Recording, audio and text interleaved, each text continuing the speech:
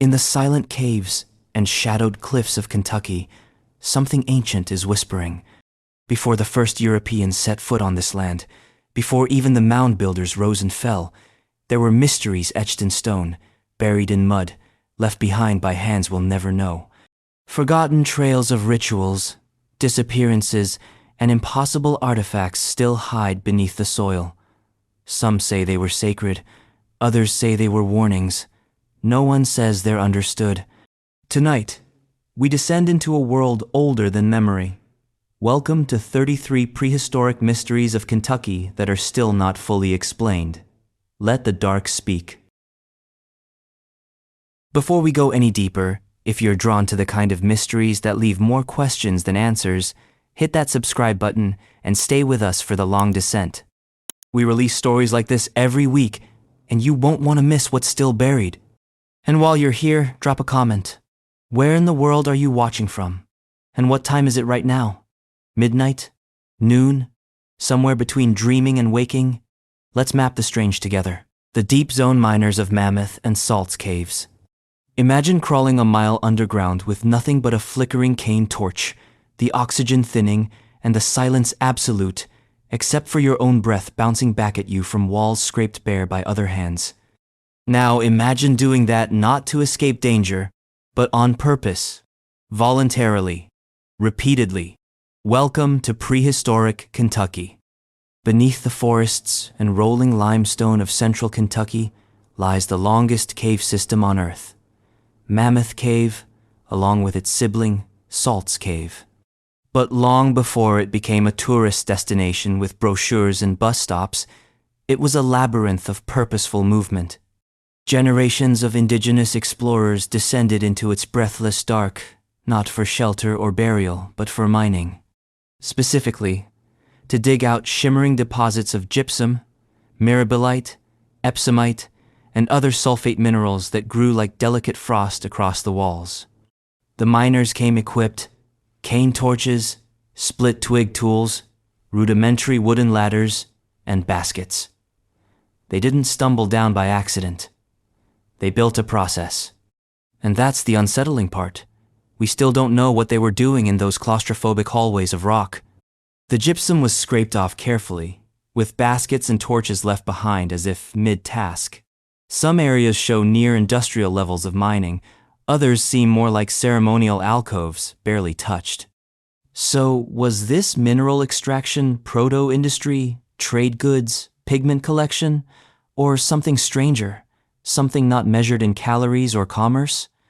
Dates for these cave incursions cluster mostly around the late Archaic and early woodland periods, roughly 3000 to 1000 BC. That's a long time ago, but also a long time in time. Meaning this wasn't a brief experiment. It was a tradition, one maintained across generations who had to know full well the danger of plunging deep underground with flame in hand and no guarantee of return. And yes, some of them did not return.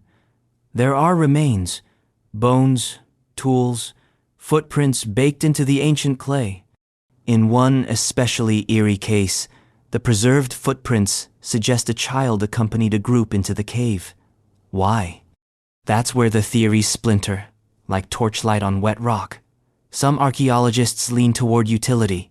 The gypsum may have been used for medicinal salves, paints, or even as dietary supplements. Others think the torch-cut paths suggest organized mining, with labor divisions and routes optimized for efficiency. A pre-Columbian OSHA operation. And then there's the ritual angle. Because let's face it, no one needs to go that deep unless they're after more than minerals. Maybe it was a pilgrimage. Maybe each scrape of gypsum was a vow. Maybe the minerals had symbolic power, white as bone, fragile as frost, luminous in firelight. If gypsum was spiritually potent, then crawling into the earth to retrieve it would have been a sacred ordeal. An initiation, a test. But what exactly was being tested? And here's the darker thought. What if the act of going into the cave was the point? Not the gypsum, not the torch, not the labor, just the descent, the suffering, the isolation, the symbolic rebirth of emerging, pale and coughing, from the bowels of the earth like a second birth. Some cultures build temples, others descend into the underworld to find theirs. And yet, the data won't pick a side. Radiocarbon dates cluster but don't clarify. Some torch stubs are burned clean, others snuffed wet. Tools are left mid-task. Human remains appear without clear cause of death, and no oral tradition survives to light the way forward. Of course, science has tried, and tried. Ethnographic analogies are stretched thin. Experimental archaeology attempts to recreate torch use and track cave humidity. Microscopy analyzes gypsum grains to guess tool movement. But in the end, the cave holds its breath and its secrets. Which leaves us only with the ghost of a question. What would make you enter a labyrinth where light dies? And just when you think it couldn't get more unsettling, consider this. If the deep zone miners were willing to go that far beneath the earth, who were the first ones to do it? Because gypsum mining is one thing, but mapping your way through darkness for the very first time, with no models to follow and no map to hold, is something else entirely. Someone did that. Which brings us to a deeper puzzle hiding just a few torch flickers ahead, the timeline of Kentucky's earliest cave explorers. Let's rewind the torch a little. Before there were miners chipping gypsum off cave walls with handcrafted tools, there were people who made a decision that, in hindsight, feels almost cosmic in its audacity, to walk into total darkness. No reward guaranteed, no promise of return, no instruction manual, no stories passed down yet, because they were the first, or at least the first we know of. This is the second mystery, and it's deceptively simple. When did humans first enter Kentucky's cave systems? And more unnervingly, why? Mammoth Cave, Salt's Cave, Crump's Cave, these are more than underground voids. They're archives. The rock doesn't just sit there, it remembers. And somewhere between the charcoal flecks and ancient footprints, we get a faint flickering timeline. Not a neat one, but a timeline. Charcoal samples from cave floors, the remains of torches burned thousands of years ago, suggest humans were already venturing into Kentucky's deep karst zones as early as 2910 to 2460 BC, during the late Archaic period. That's nearly 5,000 years ago. Egypt's pyramids were still construction sites. Stonehenge was half a mystery. And here in Kentucky, someone lit a cane torch and crawled into the void. Let that settle in for a second. Because what's remarkable isn't just that they went into caves, it's that they kept going. Over and over, across centuries. This wasn't a fluke or a dare. It was intentional, purpose-driven. Which is strange, because even now, scientists can't say with certainty what that purpose was, or even who exactly those first explorers were. Artifacts from early cave entries, burned torch stubs, stone scrapers, cane fragments are rare but consistent. Some are found deep inside, miles from any natural light. That's not casual exploring. That's commitment. But was it continuous? Did exploration flow smoothly from one generation to the next? Or were there long pauses, centuries, maybe where no one entered, only for some later group to rediscover and repurpose these subterranean worlds? It's not clear. And that's where the mystery deepens. Was there an unbroken cultural lineage of cave use? Or are we looking at multiple cultural groups rediscovering the same environments, each time thinking themselves the first? Some researchers suggest there were waves of activity, periods where cave use surged, perhaps tied to ritual cycles, population densities, or environmental shifts. Then long gaps, cultural dark ages, perhaps when the caves were forgotten, feared, or closed off. Others think it may have been more stable, passed quietly from parent to child, in a lineage of whispers that left few clues behind. But the archaeological record doesn't shout, it whispers, and its whispers contradict each other. In some caves, the deepest torch stubs are also the oldest. suggesting people weren't gradually venturing further in. They were plunging deep from the very beginning. That's odd. In other places, early evidence clusters closer to entrances, hinting at a gradual deepening of confidence. And in still other cases, the timeline doesn't form a line at all, but rather a scatterplot of dates that refuse to make neat historical sense. It raises uncomfortable questions about how much we're projecting onto the past. Were these people really exploring, in the heroic sense we like to imagine? Or were they following stories we've lost ritual paths, ancestral trails, taboo zones? Was the cave their version of a church, a classroom, a clinic, or a graveyard? We may never know, because Kentucky's caves, for all their geological openness, are culturally opaque. Humidity, flooding, and time erase much of what was left behind. And what does survive charcoal, footprints, shards, is almost cruelly ambiguous. Burned torch ends tell us someone walked in, but not why, or how they felt, or what they saw. Did they sing? Did they cry? Did they perform ceremonies that echoed against the limestone with secrets we've forgotten how to hear? The truth is, the caves are still talking. We just haven't learned to listen in the right frequency. And here's the kicker. As we debate whether these first explorers were lone spiritualists, early miners, or wide-eyed adolescents on prehistoric dares, we're missing the most haunting point of all. No matter who they were or why they went in, they came out changed. We know this because they kept going back, repeatedly, generationally, across centuries. There was something down there worth risking your lungs, your light, your life. But what? And now, imagine this. Somewhere deep in the rock, beyond the known paths and tourist routes, someone scrawled messages. Not words, exactly. Not pictures, either. Something in between. They smeared their symbols into cave mud.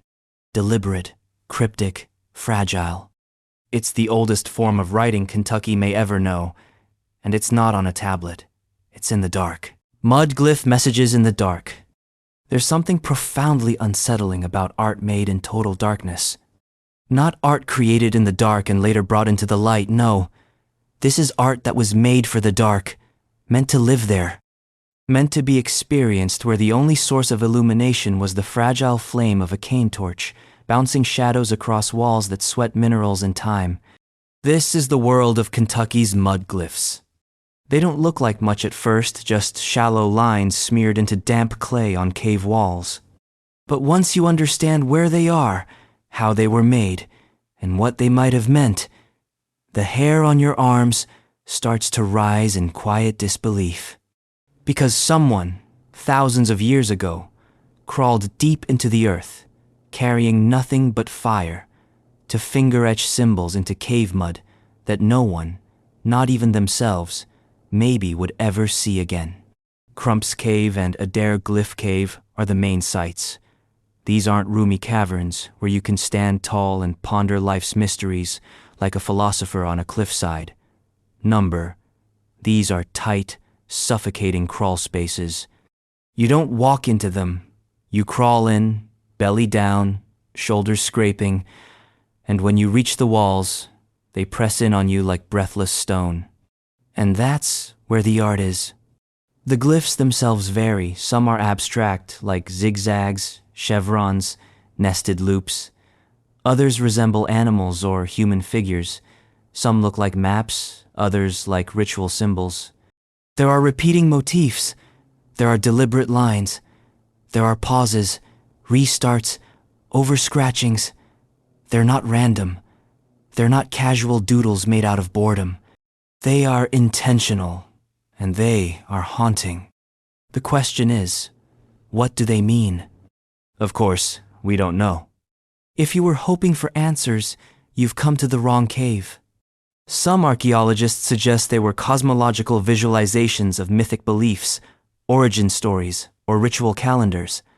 Others think they may have served practical functions: territory markings, wayfinding diagrams, memory aids for oral traditions. Then there are those who argue they were part of ceremonial initiation, rites, symbols only understood by the initiated, written in a visual language we no longer speak. And then there's the stranger thought, the one that comes to you only after you've sat with the idea long enough. What if the meaning didn't matter at all? What if the act of making the glyphs was the ritual, the gesture, the descent, the slow drag of fingers through cool mud in the firelit dark? What if the process was the prayer, and the symbols were never meant to be read by eyes, only by ancestors, spirits, or the cave itself? Crump's cave contains panels that were so fragile, so impermanent, that the moisture of a human breath could erase them. And yet, someone risked it. They made them anyway, as if the impermanence was part of the point. It's worth noting that these glyphs are incredibly rare, not just in Kentucky, but across the southeastern United States. Only a handful of mudglyph caves have ever been found. Which raises another question. Were they once common and simply lost? Or were they always rare, reserved for special places, special people, special moments? The dating gives us some anchor, if not much comfort.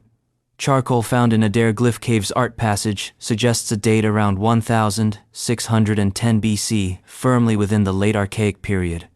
That's more than 3,600 years ago. And yet, the lines still curve with intentionality. The gestures are preserved. The fingertips of the dead still whisper through clay. And here's where modern science stumbles, not from lack of data, but from lack of context. We can scan the glyphs, measure their depth, analyze the composition of the mud, reconstruct torch flicker patterns using 3D modeling, but none of that tells us who made the marks, or why, or what their last thought was before turning back toward the light. One archaeologist referred to them as messages from people who no longer have names. That's poetic, but also tragic.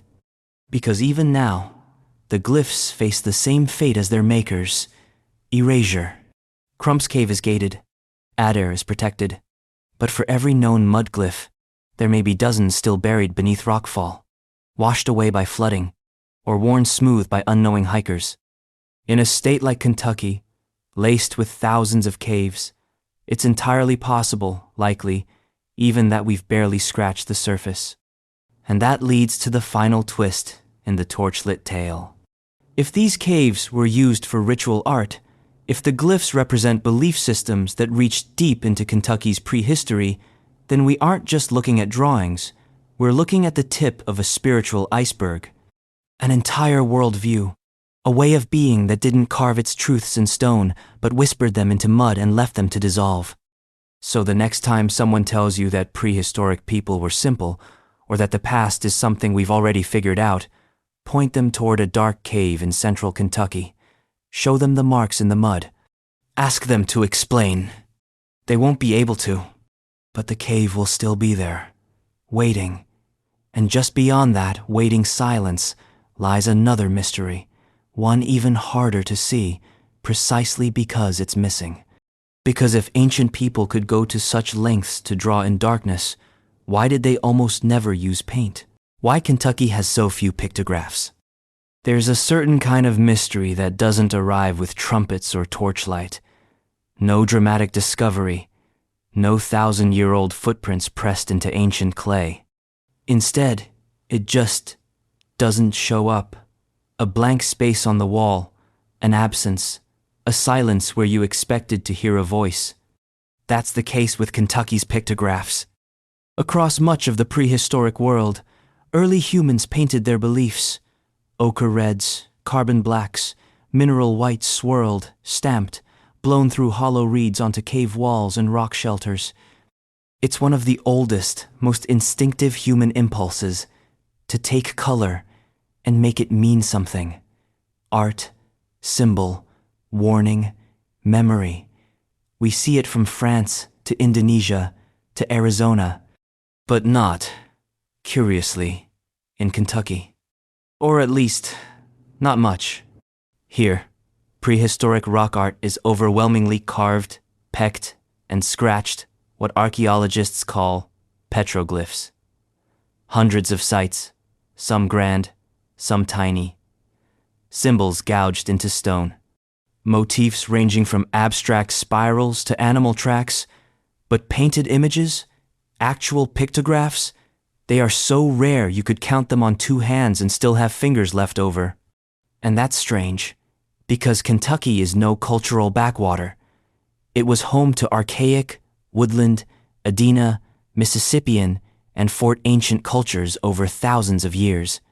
People lived, died, traded, buried their dead, and built monuments. They left behind ceramics, mounds, mortuary structures, astronomical alignments.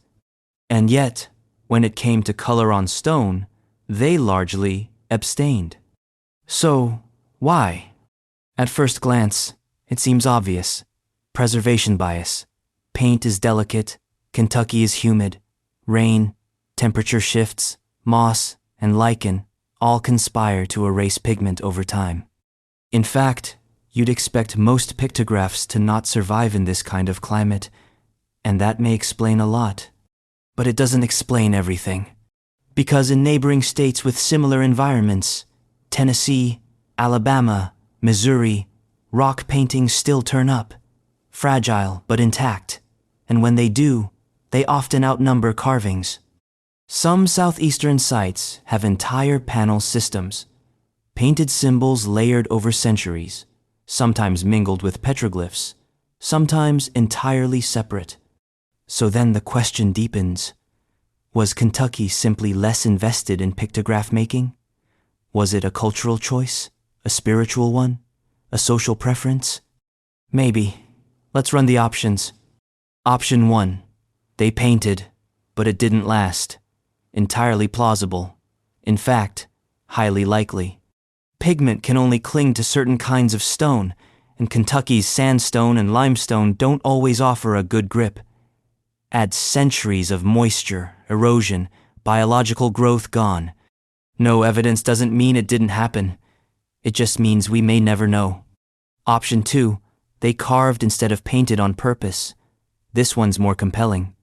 If Kentucky's ancient peoples believed permanence mattered, if they saw carving as more durable, more sacred, more binding, then petroglyphs would be the obvious choice. Paint fades, scratches endure. Maybe the choice was philosophical. Option 3. They painted things that weren't meant to last. Not everything sacred has to be permanent. What if the paintings were part of rituals designed to vanish? Temporary acts, not permanent records. Maybe that's the point. Maybe their power came from their erasure. Option 4. They painted on perishable materials. Bark, hide, wood, clay. If the pictographs weren't meant for rock at all, they wouldn't survive. Just because we look to stone as the ultimate archive doesn't mean they did. Maybe they carried their symbols, wore them, danced them into smoke and wind, and we've been looking in the wrong place the whole time. So what do we know? Well, we know that 2 pictograph sites are listed in Kentucky's National Register nomination. Just 2. That's already a clue. Their markings are faint, difficult to photograph, and hotly debated. Some scholars question whether they're even prehistoric. Others believe they're genuine and ancient and hiding in plain sight. And then, there are the oral traditions. In some indigenous stories, symbols were ephemeral part of the story, not meant to be kept. A gesture, a design in sand, a trail sign in charcoal. Not every mark was meant for eternity. But here's where it gets thornier. We know from the carved petroglyph sites that Kentucky's ancient artists were capable of complexity. They had a symbolic vocabulary. They had geometry, astronomy, symmetry. So if they chose not to paint, or chose to do it in ways we can't detect, it wasn't from lack of skill. It was from some worldview we no longer understand. And that's the haunting part. The silence may be intentional. There's an eerie kind of power in that, in imagining a culture that made its marks only where the rain would wash them away, or one that whispered its meanings in materials designed to rot, or one that never needed marks at all because the stories were carried in breath, not stone. And while archaeologists continue to peer at stone walls and rock shelters with ultraviolet lights and digital filters, the real answer might already be gone, lost not to carelessness but to deliberate invisibility. Still, the petroglyphs remain, the ones they did carve, and they're not exactly uniform either. Some show animals, some show tracks. Some, quite a few in fact, show a specific shape that turns up again and again across counties and centuries: the human foot. Which raises another question. Why were they so obsessed with footprints? Whose were they marking? And what kind of journey do you commemorate with a carved foot in stone? The footprints that keep turning up. There are certain symbols that appear across cultures, continents, and millennia, not because of trade routes or communication networks, but because they seem to come baked into the human psyche. Suns, spirals, hands, and footprints. Always the feet. In Kentucky, the footprint motif isn't just a rare curiosity, it's everywhere. Across more than a dozen counties, carved into rock shelters, ledges, and boulders, ancient artists left behind petroglyphs in the unmistakable shape of human feet, sometimes a single print, sometimes pairs, sometimes trails that seem to walk right off the stone and into the unknown. These aren't actual footprints, pressed into mud and fossilized over time. They're representations deliberately pecked or scraped into stone surfaces with tools. Some show toes, others are just outlines. A few are stylized, almost geometric, like feet reimagined as sacred symbols. And they weren't alone. Animal tracks, deer, bear, turkey, also appear at some of the same sites. Tracks moving in parallel, sometimes converging, sometimes overlapping, all of them pointing somewhere. But where? And more importantly, why? Let's start with the practical possibilities. The optimistic, down-to-earth explanations. Maybe the footprints were trail markers. Signs to show the way from one shelter to another, or to sacred springs, or to hunting grounds. A prehistoric, "you are here" sign. It makes a certain kind of sense. After all, ancient people were excellent navigators. They didn't need Google Maps. They read the stars, the land, the wind, the moss. Adding carved feet to prominent stones might have helped younger members of the group remember complex roots, like mnemonics, visual breadcrumbs, or maybe the feet were a record, a way to memorialize an event, a migration, a gathering. We walked here, we hunted here, we danced here, a fossil of movement not in clay, but in memory. There's also this ceremonial theory that the footprints weren't practical at all, but sacred, tied to rituals of fertility, passage, or protection. Maybe they marked where spirits had walked, or where they shouldn't walk. In many indigenous traditions, the boundary between the world of the living and the spiritual world isn't a fixed wall, it's a porous membrane. You walk through it, you leave a mark. Or you try not to. That would explain the care with which many of these footprints were carved. They weren't rushed, they weren't scrawled in the margins of a rock face. They were centered, precise, intentional. Some are positioned on the ceilings of shelters, as if they belong to spirits walking upside down in some mirrored world. Others are placed right near entranceways, as if guarding or watching. And then there's the question of size. Some of the footprints are large, too large, in fact, to match any realistic human measurement, which means they might not represent humans at all. They could be mythic beings, ancestors, deities, supernatural walkers moving through the landscape in ways mortals could only try to follow. Or, perhaps more humbly, the exaggeration is symbolic, larger-than-life leaders, important figures, people whose presence needed to be remembered, made literal, made permanent. But even this doesn't get us very far. Because for every hypothesis trail marker, ritual site, spirit portal, there's a contradiction. Some sites with footprints show no other art at all. No glyphs, no animals. Just one or two lonely human feet. Others are surrounded by intricate carvings of birds, circles, zigzags. In some panels, the footprints point toward other symbols as if in conversation. In others, they point out toward the edge of the rock, leading nowhere visible. Some prints even overlap, as if layered across generations. Someone carved a foot. Then, maybe centuries later, someone else carved another, almost the same shape, but not quite, as if echoing rather than copying. It's a language, but like all lost languages, we have the alphabet and none of the grammar. There are theories, of course. A few anthropologists suggest these marks are part of fertility rites, imprints left as part of dances or invocations. Others believe they're linked to coming-of-age ceremonies or symbolic walks toward adulthood, parenthood, leadership. There's also the possibility that they're simply narrative like a prehistoric comic strip, telling a story in motion. But maybe the most haunting theory is also the simplest. The feet are us. Or rather, they're the only part of us the past could still hold. Everything else, voice, thought, emotion, disappears. But the feet made contact. They touched stone. They crossed thresholds.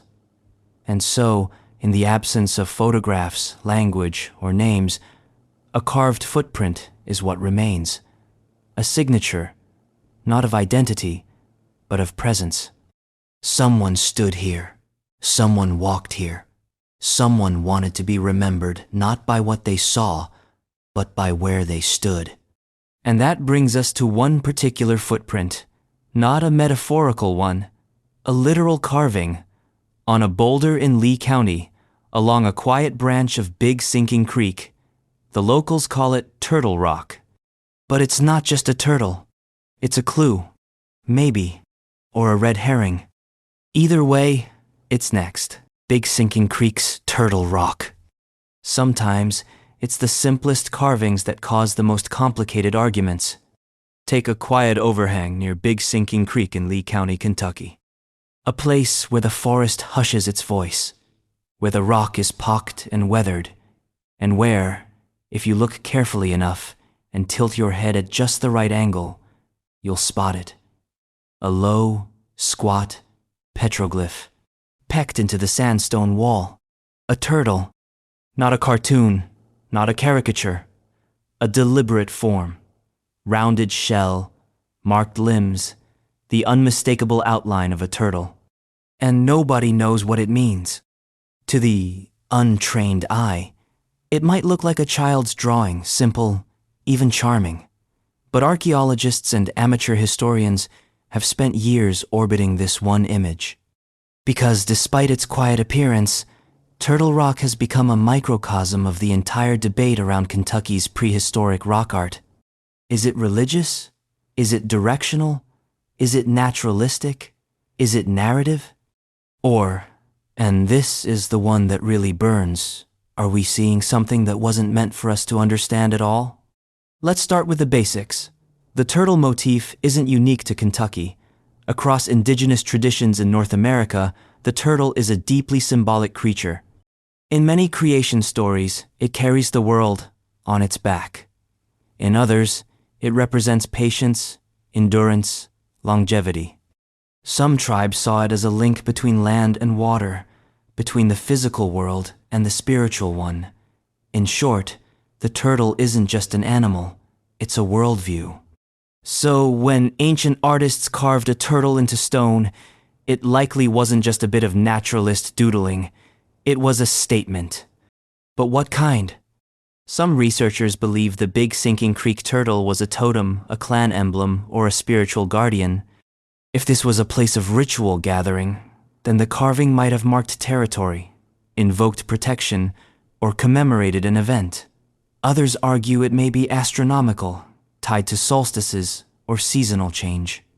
Still, others suggest it was part of a calendrical system, with the turtle's sections representing moons or months, carved into the rock as a sort of stone almanac. There's also the travel sign theory. In this version, the turtle was a road sign, an indicator to fellow travelers that they were on the right path, approaching a camp or near safe water. In a region laced with shelter caves, springs, and hidden routes, such symbols might have functioned like early GPS if you knew the code. And yet, the more we learn, the less we seem to know, because Turtle Rock doesn't exist in a vacuum. It's part of a wider cluster of petroglyphs found in the rock shelters of Lee County and the surrounding Red River Gorge region. Abstract designs, concentric circles, animal figures, all carved into sandstone with methodical repetition. Some of these images seem to relate to one another, almost like chapters in a silent book. But we don't have the key. We don't know the grammar. Worse still, we don't even know the author. The age of the turtle carving is unclear. It could be woodland period, or Mississippian, or even older. Dating petroglyphs is notoriously difficult. Without organic material, no torch stubs, no buried bones, no charcoal, you're left to guess based on weathering patterns, stylistic comparisons, and pure archaeological poker face. And then there's the problem of interpretation bias. Because once someone says it's a turtle, it's hard to unsee it. Our brains latch onto the familiar. We seek patterns. It might just as well be a map, or a symbol, or a sacred object stylized beyond modern recognition. But call it a turtle, and suddenly we start assigning meaning, slow movement, water, wisdom, all the things we associate with turtles. But what did they associate with it? That's the wall we keep hitting. We want the past to speak our language, but it doesn't. It whispers in a dialect of symbols, rituals, and worldviews we've mostly forgotten. Still, there's something oddly moving about the fact that someone, hundreds or even thousands of years ago, took the time to carve a turtle into a rock wall on a quiet creek bend. No one was watching. No fame. No permanence guaranteed. And yet they did it anyway. One rock among thousands, one image among a whole lost lexicon. A single footprint in the shape of a shell. And here's where it gets stranger. This turtle isn't alone. Nearby, in caves not far from Big Sinking Creek, there's another kind of carving. One that's even more fragile, hidden behind locked gates, curled in silence behind steel bars and conservation efforts. Ancient figures drawn not with tools, but with fingers, drawn into mud, still trembling with intention. And if Turtle Rock is a silent whisper, the next site is a whisper trying not to disappear. Crump's Cave's guarded gallery. There's something strange about a place you can't enter, not because it's collapsed or lost, but because it's been deliberately sealed, locked behind a metal gate, patrolled by conservationists. Closed not to keep you out, exactly, but to keep something in, or rather to keep it intact. That's the case with Crump's Cave, a modest-looking karst feature in Warren County, Kentucky, now hidden behind a steel grate, a few warning signs, and layers of bureaucratic reverence. Not the kind of place you'd think to find a masterpiece. And yet, it holds one of the most enigmatic and delicate archives of prehistoric art in the eastern United States. And no one's allowed to touch it. The reason? Mud glyphs. Specifically, an ancient gallery of finger-drawn symbols smeared into the moist cave clay by people who ventured into the dark with nothing but a torch, a belief system, and time. The marks they left behind, zigzags, spirals, abstract figures, don't look like much at first glance, but once you realize where they are and how fragile they've become, everything changes. These aren't carvings, they're not even paintings, they're impressions, like thoughts pressed into fogged glass, and they've lasted thousands of years by the sheer luck of geology and neglect, which makes them priceless and precarious. Crump's Cave was gated in 2003, not because of looters or vandals, but because of science. The glyphs inside were too vulnerable. A single breath could raise the humidity enough to cause damage. A single careless movement could crumble centuries of symbolic expression into meaningless dirt. So researchers did what any good archaeologist learns to do eventually. They stopped. They protected the site by removing it from access. But that only makes the mystery sharper. Because Crumps is not the only cave in Kentucky with mud glyphs, but it is one of the most intact. And the question no one can seem to answer is this: how many more galleries are still hiding in the dark? Kentucky is cave country, with over 12,000 documented caves and likely thousands more undiscovered. The landscape is riddled with passages, crawl spaces, and caverns. Most remain unexplored. Some are known only to locals. Others were entered long ago and forgotten, unremarkable, until someone looks up and sees a smear in the clay that doesn't belong. It's entirely possible, likely, even that there are other Crumps caves out there, other places where late archaic or woodland peoples crept into the dark and left messages for gods, ancestors, or something in between. But mud glyphs are hard to find, and even harder to preserve. If water runs through, if a hiker stumbles in, if a single animal brushes against a panel, gone. And here's where the paradox begins. Every archaeologist wants to discover something, but every discovery puts the thing at risk. So we gate, we seal, we list on the National Register. And in doing so, we transform living symbols into artifacts behind metaphorical and literal bars. But what were those glyphs, really? At Crumps, the symbols are both abstract and narrative. Some researchers believe they relate to cosmological concepts, cycles of the sun and moon, life and death, paths of spiritual migration. Others think they might be initiatory, made by people undergoing rites of passage, documenting their transformation in a place where no one could see, but everyone would know. There's also the idea that they're maps, spatial diagrams of mythic or physical geographies, markers of story rather than space. The difference, in ancient cosmologies, is often meaningless. The truth is, the meaning is elusive. We don't have a legend or a translation, just the raw data, symbols drawn by hand in wet clay in total darkness. No accompanying texts, no repeated code, just one-offs, original gestures. It's also worth noting that many of the glyphs are found near transitions in the cave between chambers, at intersections, near bottlenecks or sudden openings, as if the symbols were meant to accompany transformation. You move through darkness, you arrive at something new. The symbol is there, watching, marking the change. And that's what makes this mystery so maddening. Because Crumps Cave might be just the edge of something much bigger, a tradition of cave art in prehistoric Kentucky that we've only barely begun to understand. 2 confirmed glyph caves, a few suspected ones, and thousands of unexplored caverns still dotting the karst landscape. What are we not seeing? What's still out there, hidden behind spider webs and limestone collapse and time?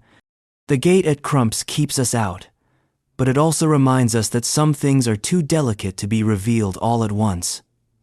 They have to be approached slowly, carefully, ritualistically even, just like the artists did all those centuries ago. And speaking of ritual, there's a date burned into the floor of another cave, a passage filled with torch-charred soot and glyphs nearly erased.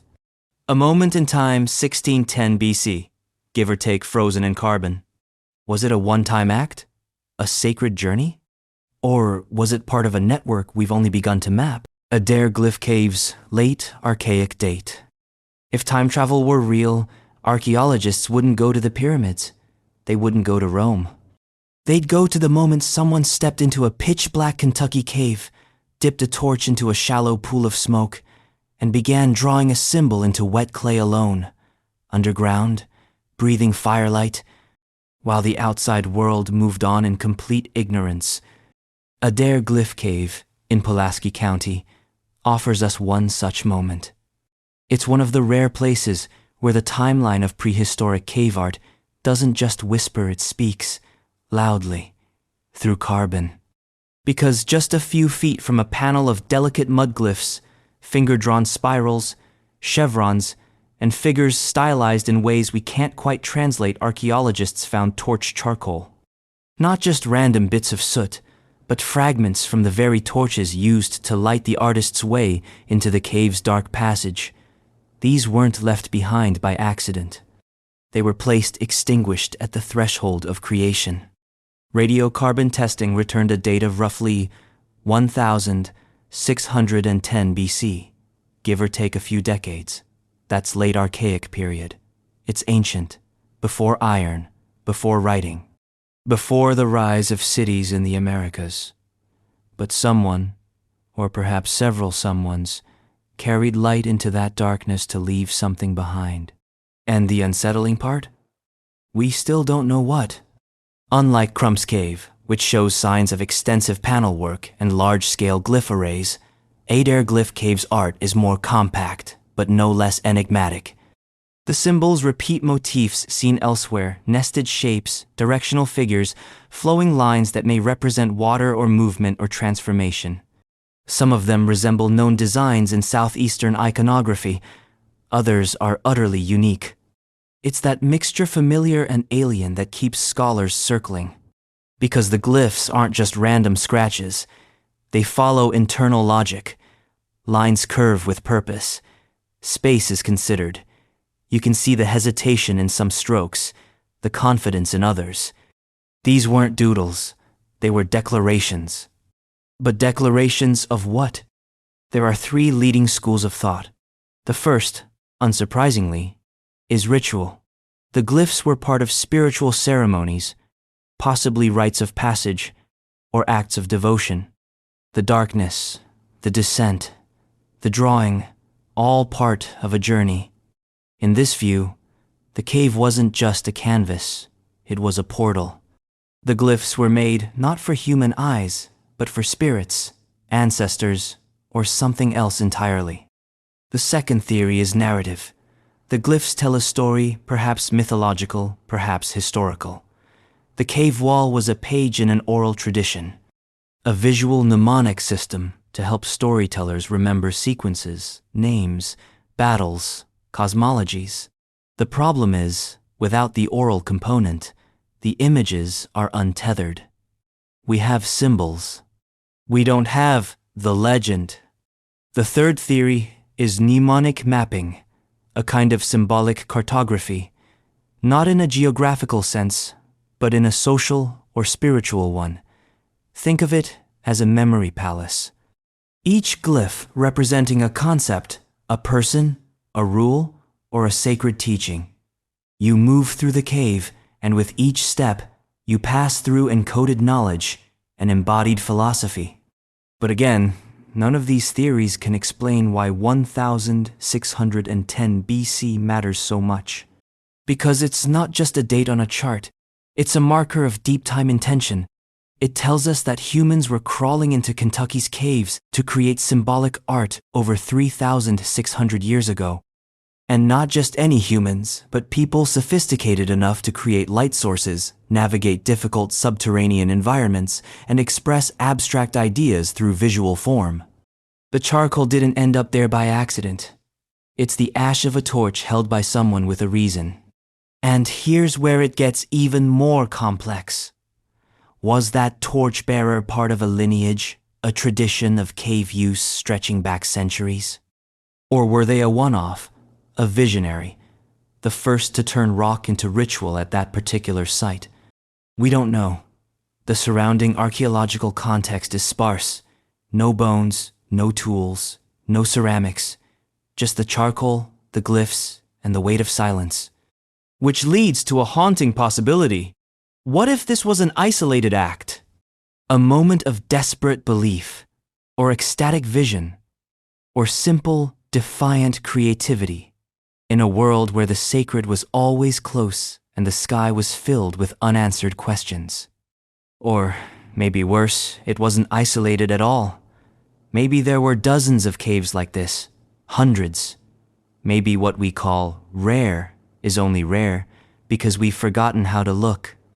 And this is the real mystery. Not what the glyphs mean, not even who made them, but how much we've already lost. Adair Glyph Cave survived because of luck. A fortunate combination of geology, location, and a slow enough erosion rate to keep the walls intact. But if one torch could light a message in 1610 BC, how many others went out before ever leaving a trace? And just when you think the glyphs might be the oldest surviving language in the state, you remember there's another artifact, a carved stone, fallen during a rock slide. Some say it's covered in native symbols. Others think it's nonsense, pareidolia, or even an ancient hoax. Either way, the debate has never cooled. Because once you carve something in stone, people will argue about it forever. The Redbird River. Petroglyph boulder. Sometimes a mystery falls from the sky, or in this case, a cliff. In 1994, a slab of sandstone broke free from a rock face near the Redbird River in Clay County, Kentucky.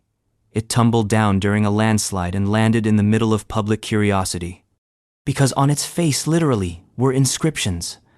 Lines, grooves, and symbols chiseled with the careful precision of someone who meant them to last. Almost immediately, the theory started. Some called it a Native American petroglyph.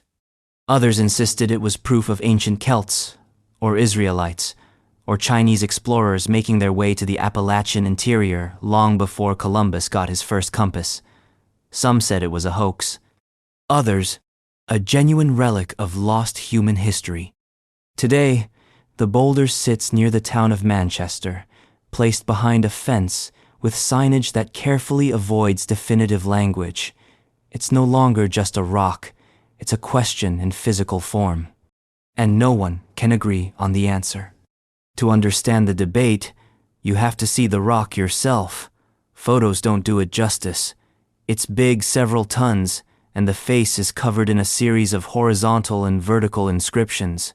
Some appear linear, others swirl.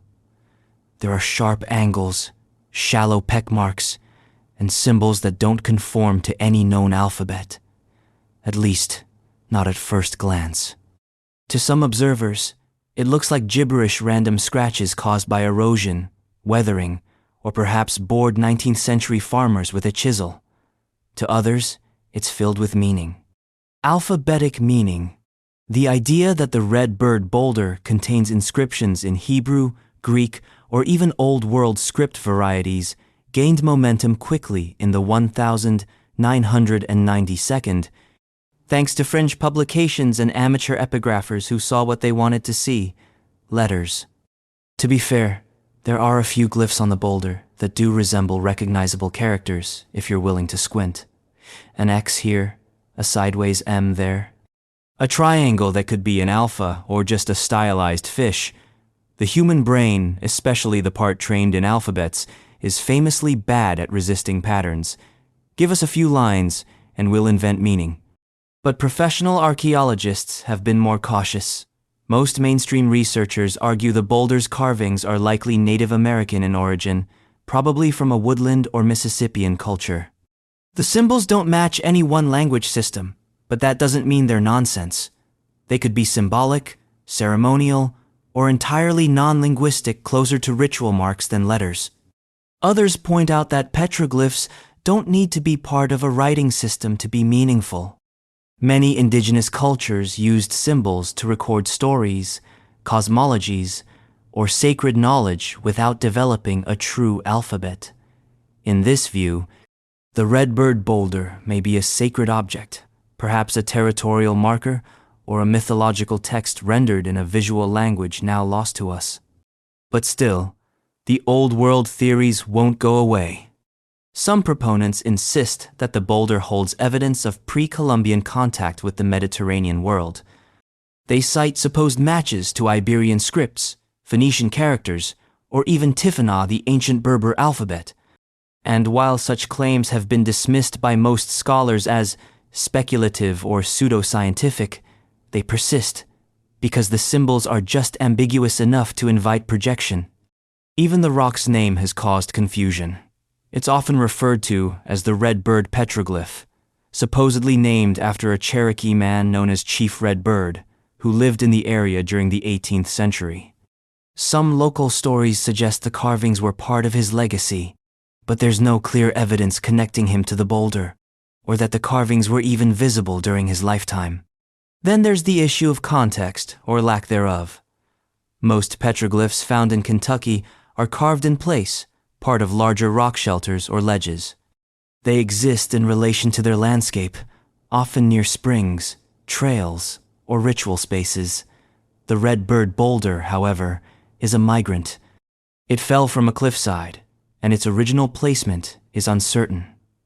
Without that context, dating and interpretation become much harder. What panel did it belong to? Was it part of a larger message? Or was it always isolated?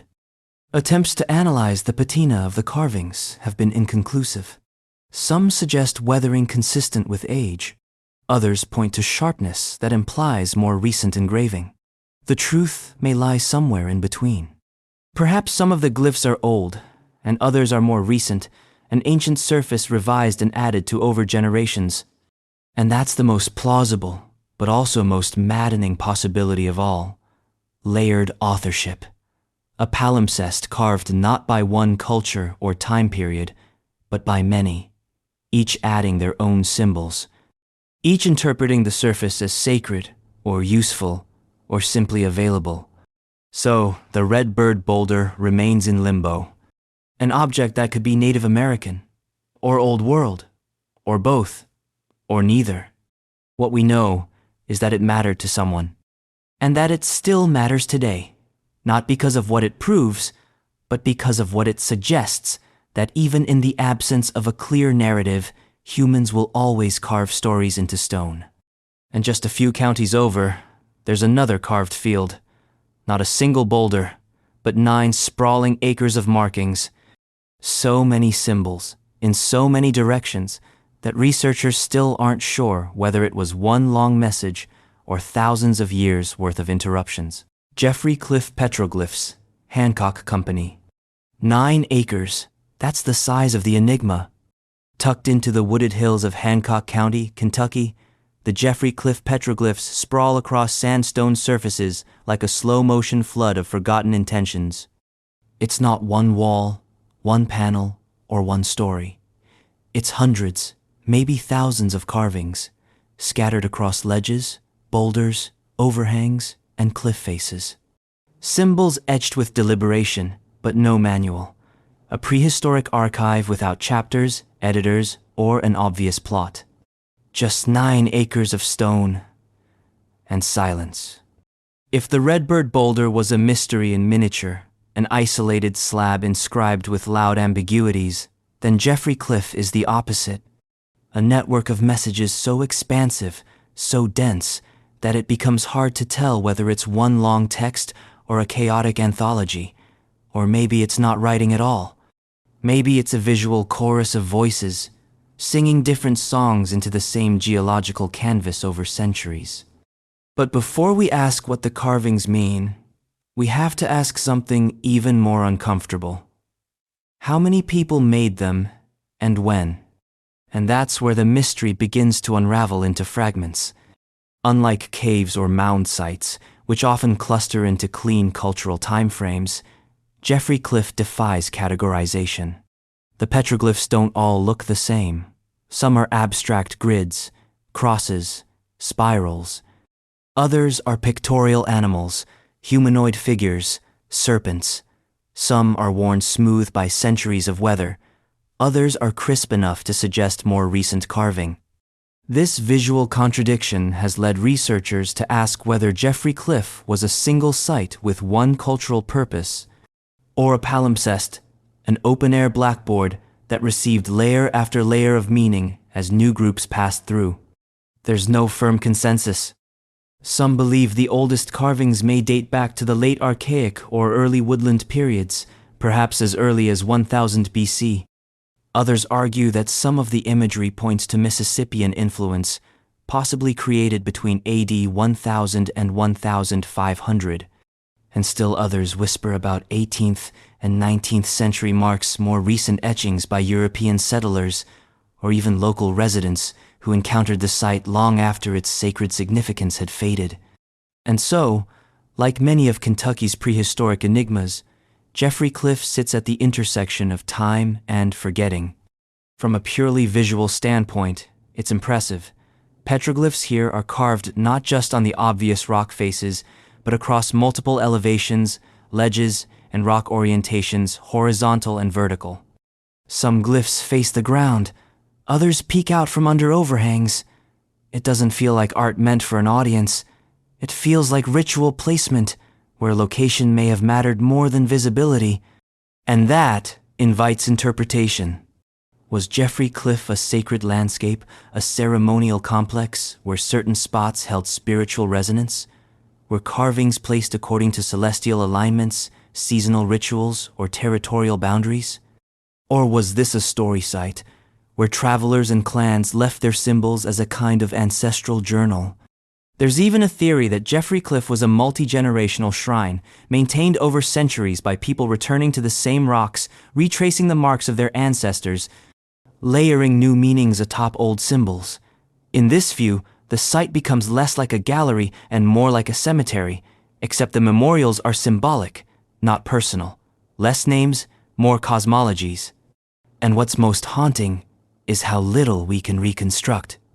Because unlike caves, which often preserve charcoal, torch remnants, or even organic remains, Jeffrey Cliff is exposed.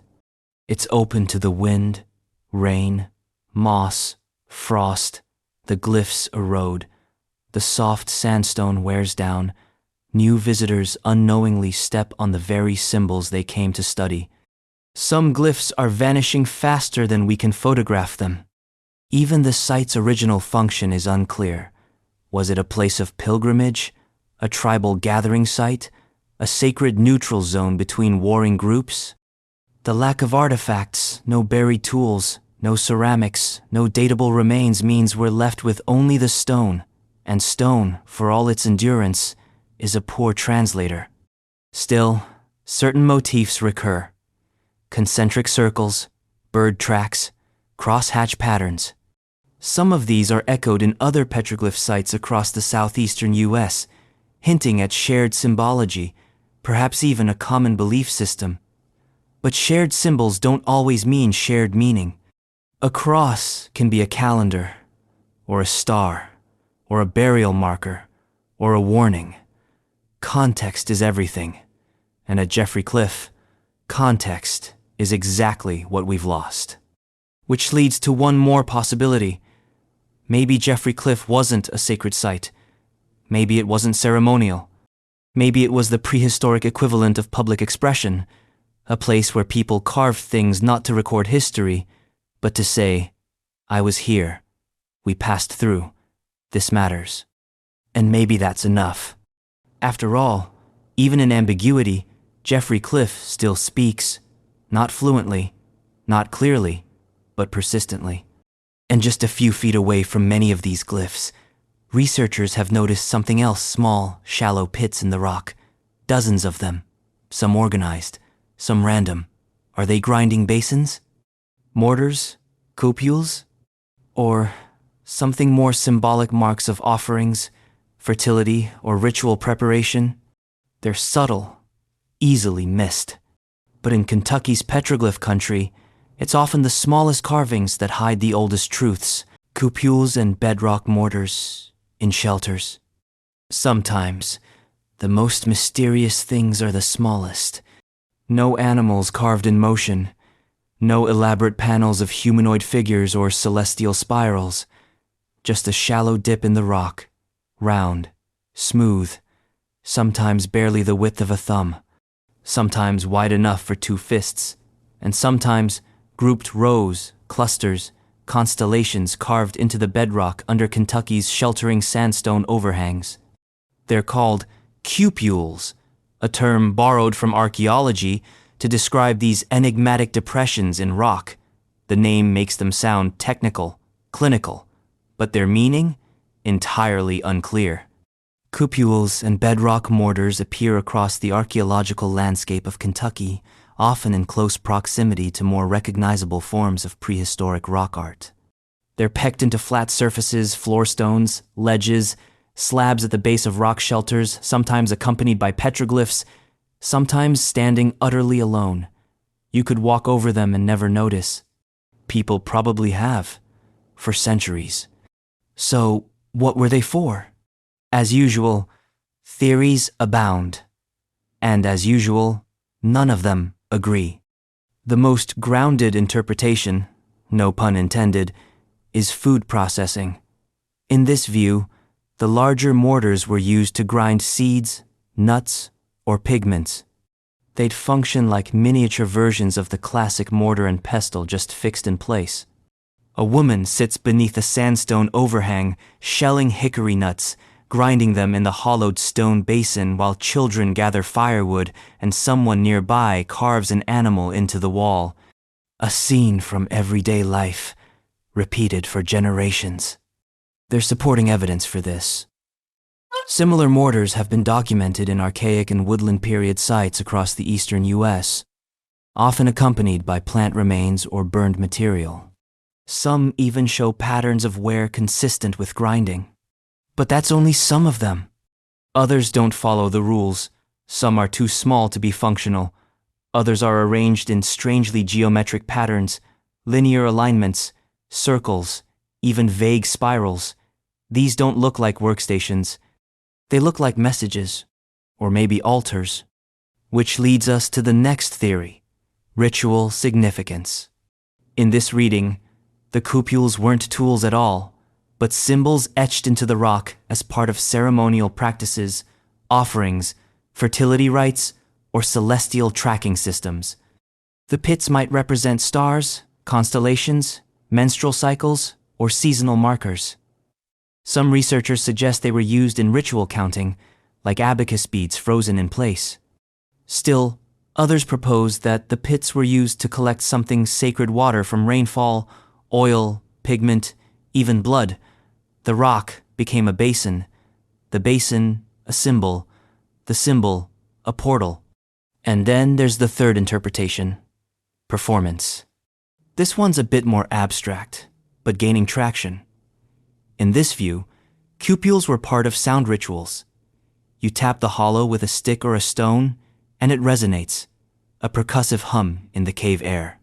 One researcher referred to this as rock music, literally, a kind of acoustic ceremony where the stone became an instrument. If that sounds far-fetched, remember, caves amplify sound. They echo, they ring. In total darkness, rhythm becomes meaning, and in the absence of light, vibration can become revelation. So, perhaps the pits were not about grinding, or holding, or counting, but about sounding. A drummer's code carved into the land. Of course, we may be overthinking it. Maybe they're just holes, practical, repetitive, utilitarian. Maybe someone was bored. Or maybe they were the prehistoric equivalent of graffiti tags, markers of presence, not purpose. But there are details that complicate that cynicism. Some pits appear in places that make no practical sense, tiny depressions cut into vertical faces, or high up on ledges that would require climbing, not convenient for grinding, not useful for storage, not even easy to reach, and yet, there they are. Some cupules are found in close proximity to known petroglyph panels. Others appear in total isolation, far from any other carvings. The inconsistency is the point they don't follow a pattern, which, ironically, may be the only pattern they follow. Even stranger, some mortars contain residues of ochre or pigment, a sign they might have been used to mix paint. But for what? Kentucky's pictographs are rare, as we've seen. So if the paint wasn't used on walls, was it used on people? Bodies painted in shadow beneath stone shelters for ceremonies long since lost? And yet, we hesitate to draw conclusions. Why? Because every culture leaves behind these holes. From prehistoric France to Australia to the American Southwest, cupules appear across the globe. No one agrees on what they mean. They're global and local at once, sacred to some, mundane to others.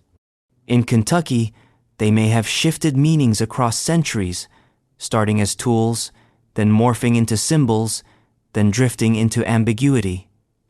That's the paradox of the pit. It holds everything and nothing. And maybe that's exactly what made them powerful. What's clear is that these markings, simple as they may appear, weren't left at random. They were chosen, made deliberately, and often in clusters, as if participation mattered more than comprehension. A community carving into permanence, even if no one remembered why. And near some of these mortars and pits, another mystery emerges: bundles of woven sandals, worn out, abandoned, hidden deep in caves where no one would wear them. Which raises a very old question. When you leave shoes in the dark, are you coming back? Or are you offering your steps to something else entirely? The sandals no one wore on the surface. They don't look like much at first. Woven from plant fiber, battered by time, curled inward like sleeping mice. Some are small, some are clearly adult-sized. A few were designed for children, narrow, delicate, with heel cords still tied. They were made to be worn, but they weren't worn for long. And they definitely weren't meant for the surface world. These are the sandals found deep within Kentucky's caves, salts, mammoth, and other lesser-known hollows abandoned in the quiet dark long before leather boots or hiking maps ever came near. The oldest date back thousands of years. The newest are still older than Rome. They come from a time before written history, before metals, before even the wheel rolled into Appalachia. And the question no one can seem to answer is simple. Why would someone crawl miles into the earth just to leave behind their shoes? Let's start with what we know. These sandals weren't flukes. They weren't accidentally dropped or swept into the cave by floods. They were placed, tucked into crevices, laid near torch remnants, sometimes stacked or arranged. Many show signs of wear, broken soles, frayed bindings, stretched fiber. They weren't ceremonial prototypes. They were used footwear, but not used in the caves themselves. In fact, there's almost no evidence that people wore these sandals while exploring underground. Why? Because there are footprints. Yes, actual ancient footprints pressed into the clay floors of some Kentucky caves, preserved like time capsules beneath layers of undisturbed sediment.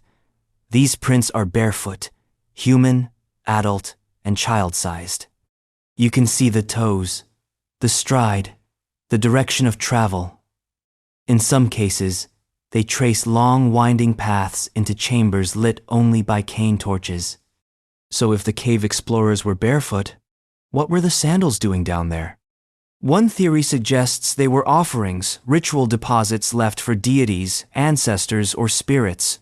In many indigenous traditions across the Americas, shoes carry meaning. They represent the journey, the self, the path.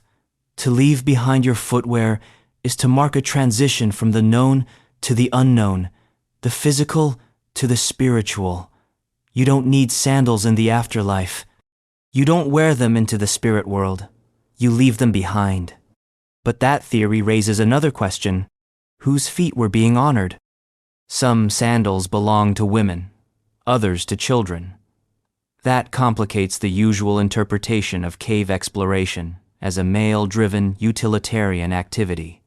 If only adult men were descending for mining or ritual work, why would a child's shoes be offered? Why would a woman's worn sandals be tucked into a crack miles from sunlight? Maybe the cave wasn't just for miners. Maybe it was for pilgrims. Another possibility is that these sandals served as memorial objects, physical stand-ins for the people themselves. In this reading, the shoes were never meant to be worn in the cave.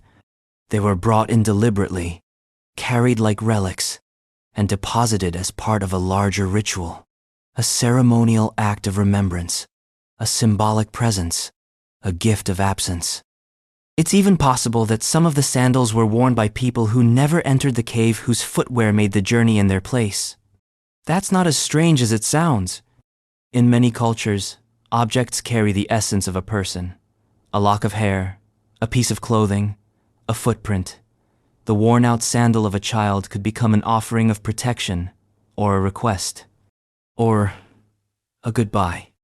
Yet another theory, more practical and less poetic, suggests that these sandals were discarded after the dangerous entry into the cave's interior. Climbing down rocky slopes and squeezing through narrow crawls might have ruined delicate fiber footwear. So, explorers removed them, went barefoot, came back, never retrieved the shoes. But that feels incomplete, because some of the sandals aren't tossed or trampled. They're arranged, placed carefully near panels of mudglyphs, close to torch fragments, in locations that suggest intention. And there's no consistent pattern of replacement or return. If this was just gear disposal, we'd expect more randomness, less reverence. And maybe that's the key. The reverence. It's easy to dismiss sandals as tools, just another artifact. But tools don't usually inspire that much ceremony. You don't bury a broken basket with care. You don't hide a worn sandal like a treasure, unless it meant something more. Some archaeologists have even suggested that these fiber sandals might have been part of textile-based rituals, acts of weaving, wearing, walking, and then unwearing, all folded into a symbolic sequence. A ritual of passage, from above ground to underground, from life to something else, from steps taken to steps remembered. It's a compelling idea, because in caves like Salt's, these shoes often appear near evidence of torch use, mineral scraping, and even human remains. Not full skeletons, but fragments, bones, sometimes burned or scattered, sometimes shaped into tools. It's as if the shoes, the flames, and the bones were all part of the same script. One we can't quite read, and when we try, we're left with more absence than understanding. Footwear without feet, offerings without names, children's shoes left in caves too dangerous for children. And then, just to twist the blade of uncertainty further, there's another pair of shoes, leather this time, not fiber, preserved in a shelter, not a cave, not abandoned in the dark, but hidden in the shallow mouth of a bluff, as if the ritual of leaving shoes wasn't limited to the underground after all, as if the mystery walked with them. Leather footwear from Stephen DeHart shelter. The difference between a cave and a rock shelter is subtle but crucial. One is a full descent into darkness, a step beyond light where torches are mandatory and echoes are uninvited. The other is a pause on the edge, a threshold, open to air but guarded by stone. If caves are spiritual underworlds, rock shelters are liminal spaces, waiting rooms between the wild and the sacred. And it's in one of these in-between spaces that Kentucky's prehistoric puzzle deepens, the Stephen DeHart shelter, where a different kind of shoe was found. Not fiber, not cane-twisted or reed-wrapped, but leather, the rarest kind of prehistoric footwear in this region, stitched, shaped, and preserved by the dry microclimate of the shelter itself. A survival of chance and chemistry. A whisper from a culture that didn't usually write anything down. The shoe, technically, a moccasin-style slip-on, was found alongside other organic remains, including fragments of bark, twine, and deteriorated matting. It's not flashy. There's no beading, no carving, no decoration. Just form and function, smoothed by use and curled inward by time. And yet, it's among the most quietly extraordinary finds in the region. Why? Because shoes, in archaeology, are rare enough, but shoes, in context undisturbed, datable, and part of a larger social puzzle, are nearly unheard of. And this one didn't fall down a pit or drift into a midden. It was placed, tucked near the rear of the shelter, sheltered from rain, as if someone had put it there for safekeeping or for something else. Its preservation is astonishing. The leather still retains its flexibility. The seams, barely visible, are consistent with known indigenous sewing techniques, possibly sinew-threaded, using bone awls. The size suggests an adult wearer. Gender? Impossible to determine. Status? Even harder. But this wasn't mass-produced footwear. It was handmade, likely custom-fitted. A one-off, not a product line. And again, the question arises, why leave it here? Theories circle like moths around a lantern, each one throwing its own shadow. The most obvious explanation is storage, a forgotten item, temporarily removed and never reclaimed. Maybe someone took it off while resting, stepped away barefoot, and never returned. But if that's true, why didn't animals disturb it? Why wasn't it scavenged, kicked, weathered, broken? That's where the ritual theory begins to stir. The Stephen D. Hart shelter shows signs of long-term, multi-phase use, not just for sleeping or storage, but possibly for ceremonial activities. Burned wood, pigments, and isolated artifacts suggest episodes of symbolic behavior, moments where function gave way to meaning. The shoe may have been part of this symbolic system, an offering, perhaps, or a marker, an object signifying transition, protection, or completion of a journey. In many indigenous traditions across the Americas, shoes have symbolic power. They're not just tools of mobility, they're symbols of identity and path.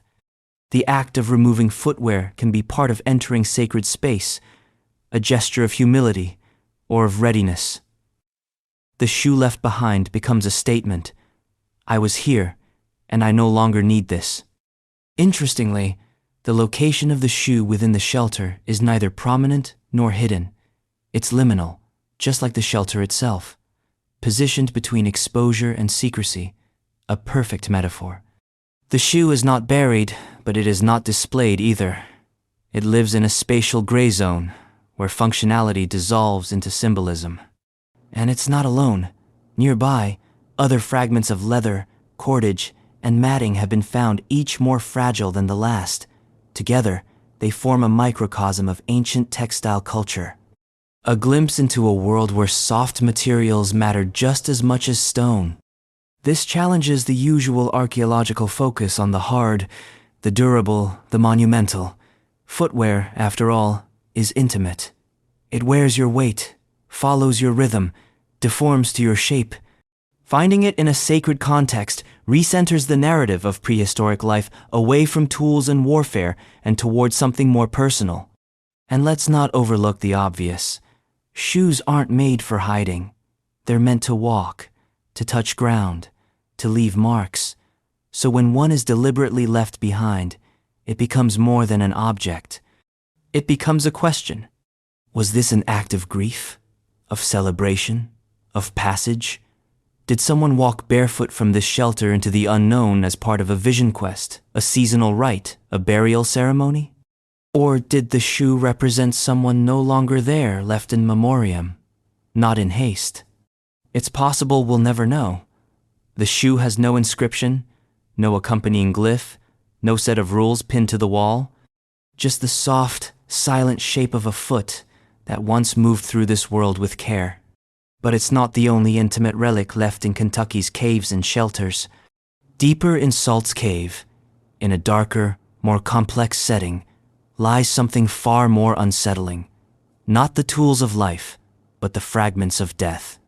Scattered bones. Burned in places. Tools made of human remains. Left not in graves, but in vestibules. Mixed with dust and debris. The next mystery doesn't walk on 2 feet. It lingers, watching, waiting, refusing to decay like it's supposed to. Salt's Cave's puzzling human remains. Some places aren't haunted by ghosts. They're haunted by the questions that no one can answer. Salt's Cave, one of the major passageways of Kentucky's vast underground labyrinth, has no shortage of archaeological intrigue, mining activity, torch trails, coprolites, fiber artifacts, sandals tucked deep into chambers that had no business being entered barefoot.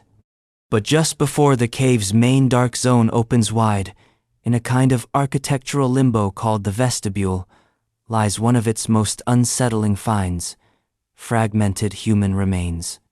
Not neatly buried, not placed in ritual repose, not collected in a mound or sealed in a rock-cut tomb. Number. These remains are scattered, fragmented, some burned, some cut, mixed with tools, mixed with bones, human and animal, left not as a burial but as a question. Welcome to one of the most enduring and uncomfortable mysteries in prehistoric Kentucky. Let's begin with the archaeological context. The remains were discovered in the vestibule zone, that threshold between light and total dark, just deep enough to be sacred, just shallow enough to be accessible. This region of the cave has yielded a trove of prehistoric material: torch stubs, split cane baskets, mining tools, and mineral scraping evidence. Clearly, this area was not only visited, but actively used. And then, human bones. Some belonged to adults, others to infants. Not whole skeletons, but pieces, skull fragments, long bones, jawbones. Several show signs of burning, as if they were exposed to fire after death. Others appear intentionally modified, shaped, smoothed, even repurposed as tools or ornaments. Still others were simply left there, with no discernible pattern, no burial pit, no structure, no ceremony, at least not one we can recognize. So what happened here? The first theory on the table is mortuary ritual. In many prehistoric societies, especially those without permanent burial grounds, human remains were treated as mobile, sacred objects. Bones might be curated, kept in bundles, passed down, displayed, or stored. Cremation was not uncommon. Secondary burials, even less so. A person might be laid to rest not once, but in stages, flesh burned or buried, bones kept for later use, possibly in ceremonial contexts. In this interpretation, the bones at Salt's Cave represent ritual deposits, not careless disposal, but sacred placement.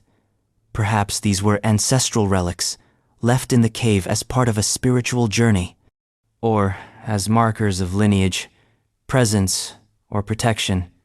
But that doesn't explain everything. Some of the bones bear signs of charring that suggest high temperatures, but in non-uniform ways: partial burning, uneven exposure, scorching on one side only. This may indicate that they weren't placed in a funerary pyre. Rather, they were exposed to fire incidentally, or deliberately, but only partially. That raises another possibility: ritual processing, the idea that bones were transformed not to honor the dead, but to create tools or symbolic objects. This sounds grisly, but it's not unprecedented. In multiple prehistoric cultures, human bones were crafted into awls, beads, even ceremonial batons. To modernize, that feels like desecration. To them, it may have been reverence or utility. The line between sacred and practical was often thin, especially in the dark.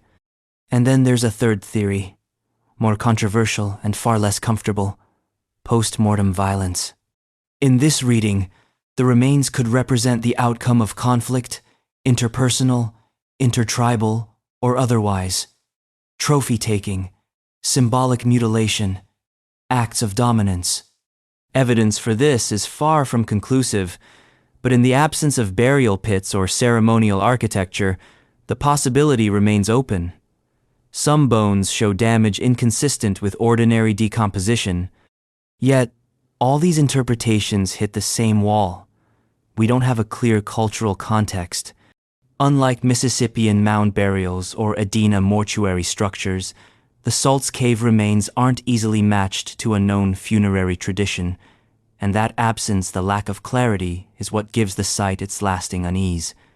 It's not just that we don't know who these people were. It's that we don't know what they were to the people who left them. Were they ancestors? Enemies? Sacred intermediaries? Symbols of the underworld? Sacrifices? Family? One small clue deepens the mystery further. Some of the tools found in this area are made from bone. And while it's not always clear whether these tools were crafted from human or animal material, the overlap is suspicious. A tool carved from femur, a bead made from a child's rib, items of beauty or purpose, made from what we'd call remains. It forces us to ask, at what point does a person stop being a person in the archaeological record? And the cave offers no answer. There are no names, no markers, no stories passed down, only torch soot, fragmentary remains, and the unsettling feeling that we're looking at an act possibly sacred, possibly violent, that we were never meant to witness. Some researchers speculate that Salt's Cave might have served as a liminal space, a transitional realm between the world of the living and the spiritual otherworld. A place where things were broken down, materials, identities, meanings. If so, then these bones weren't hidden. They were offered. Offered to whom? That's the final, unanswered question. And just when you think you've reached the lowest depth of this riddle, there's a discovery nearby that takes the discomfort and crystallizes it. A naturally mummified man, still wearing his clothes, preserved by the same dry cave air that once held torchlight and human bones. He wasn't buried, he just never left. Mammoth Cave's Lost John. Some people leave behind tools, others, stories, and some, quite literally, leave behind themselves.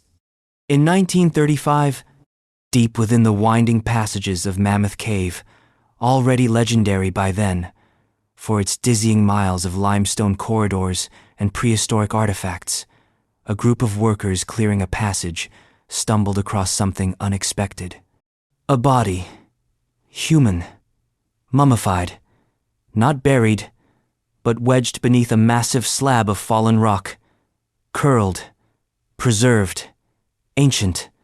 He became known as Lost John, not because he'd ever been formally named, not because anyone knew who he was or where he came from, but because he had clearly entered the cave one day, carrying tools, intent on something, and simply never came back out.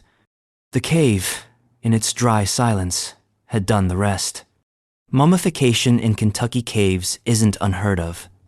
The cool, dry, stable environments of certain limestone chambers slow decomposition to such an extent that organic materials, cloth, hide, skin can survive thousands of years. But even among such rarities, Lost John stands apart. His preservation was astonishing.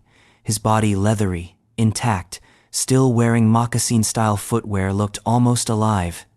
The remains were quickly declared one of the most important archaeological finds of the time. But important didn't mean understood. Who was he? What was he doing there? And most hauntingly, why was he alone? The prevailing theory is this: John, whoever he really was a prehistoric miner. The gypsum veins and mirabilite crusts that line parts of Mammoth Cave were valuable to ancient peoples, perhaps for medicine, perhaps for ritual, perhaps for trade. He likely descended into the cave with torch and tool, maybe following an established path.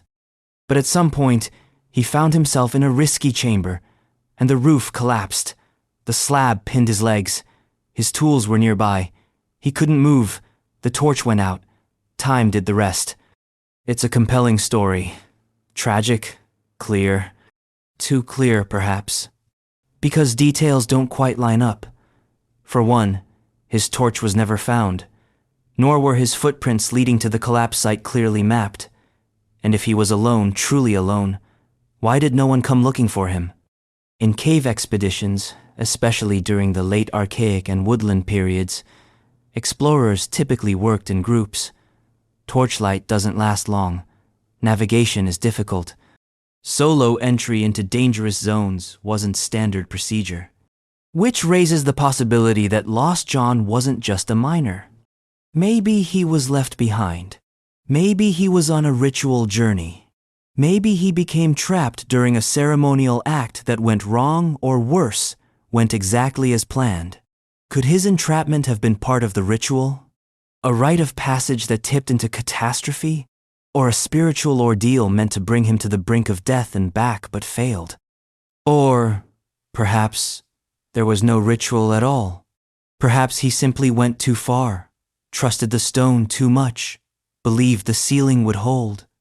Over the years, his body was studied, displayed, interpreted, photographed, even exhibited inside the cave itself, first as a curiosity, later as a kind of tribute to prehistoric endurance.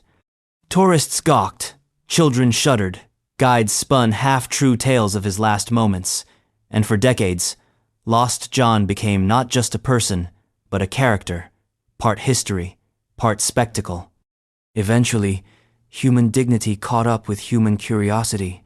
In the 1972nd, Native American groups, particularly the Eastern Band of Cherokee and the United Kiowa Band, raised concerns about the ethics of displaying indigenous remains. After extensive dialogue, Lost John was removed from public view. He was reinterred within the cave, in a private, protected location. Not erased, not forgotten, just finally given rest. But even now, his presence lingers not just physically, but symbolically. Because Lost John isn't unique, he's representative. His story overlaps with so many other mysteries beneath Kentucky's karst: terrain ritual footprints, torch paths, abandoned sandals, and scattered bones. He is, in a way, the convergence point, the one who ties together the cave as workplace, as tomb, as temple, and as threshold. He's proof that cave use wasn't theoretical. It was embodied, risked, felt, and sometimes paid for. And even in death, John still refuses easy interpretation. His tools suggest labor. His location suggests exploration. His solitude suggests ceremony. His preservation suggests meaning. What we're left with is a human-shaped silence, an unanswered question that still lies under stone. And yet, just a short distance away outside the main flow of visitors, beyond the familiar passages and lighted trails, another mummy was discovered much earlier in another cave connected to Mammoth's greater network. She, too, was preserved. She, too, was found by accident. They called her Fawn Hoof. And if John was buried by stone, Fawn Hoof was buried by myth. The Fawn Hoof mummy of Short Cave. Before Lost John, there was Fawn Hoof, Kentucky's earliest mummy celebrity. In 1813, more than a century before systematic cave archaeology became a field of its own, a group of workers exploring Short Cave, not far from the massive chambers of Mammoth, stumbled upon something strange and undeniably human. A body, female, desiccated, preserved, wrapped in bark cloth, and nestled carefully in a dry recess of the cave wall. She wasn't buried in the earth, she was placed in air, preserved not by embalming, but by time, environment, and perhaps design. She was small in stature, young, and wrapped with care. Around her were woven mats, bark sheets, and remnants of textile. Her hair was dark, her body curled, her presence unsettling, even in the cold logic of the 19th century. And whoever found her, whoever realized what they were looking at, did not leave her there. Instead, they took her out. And the story of Fawn Hoof began not with reverence, but with spectacle.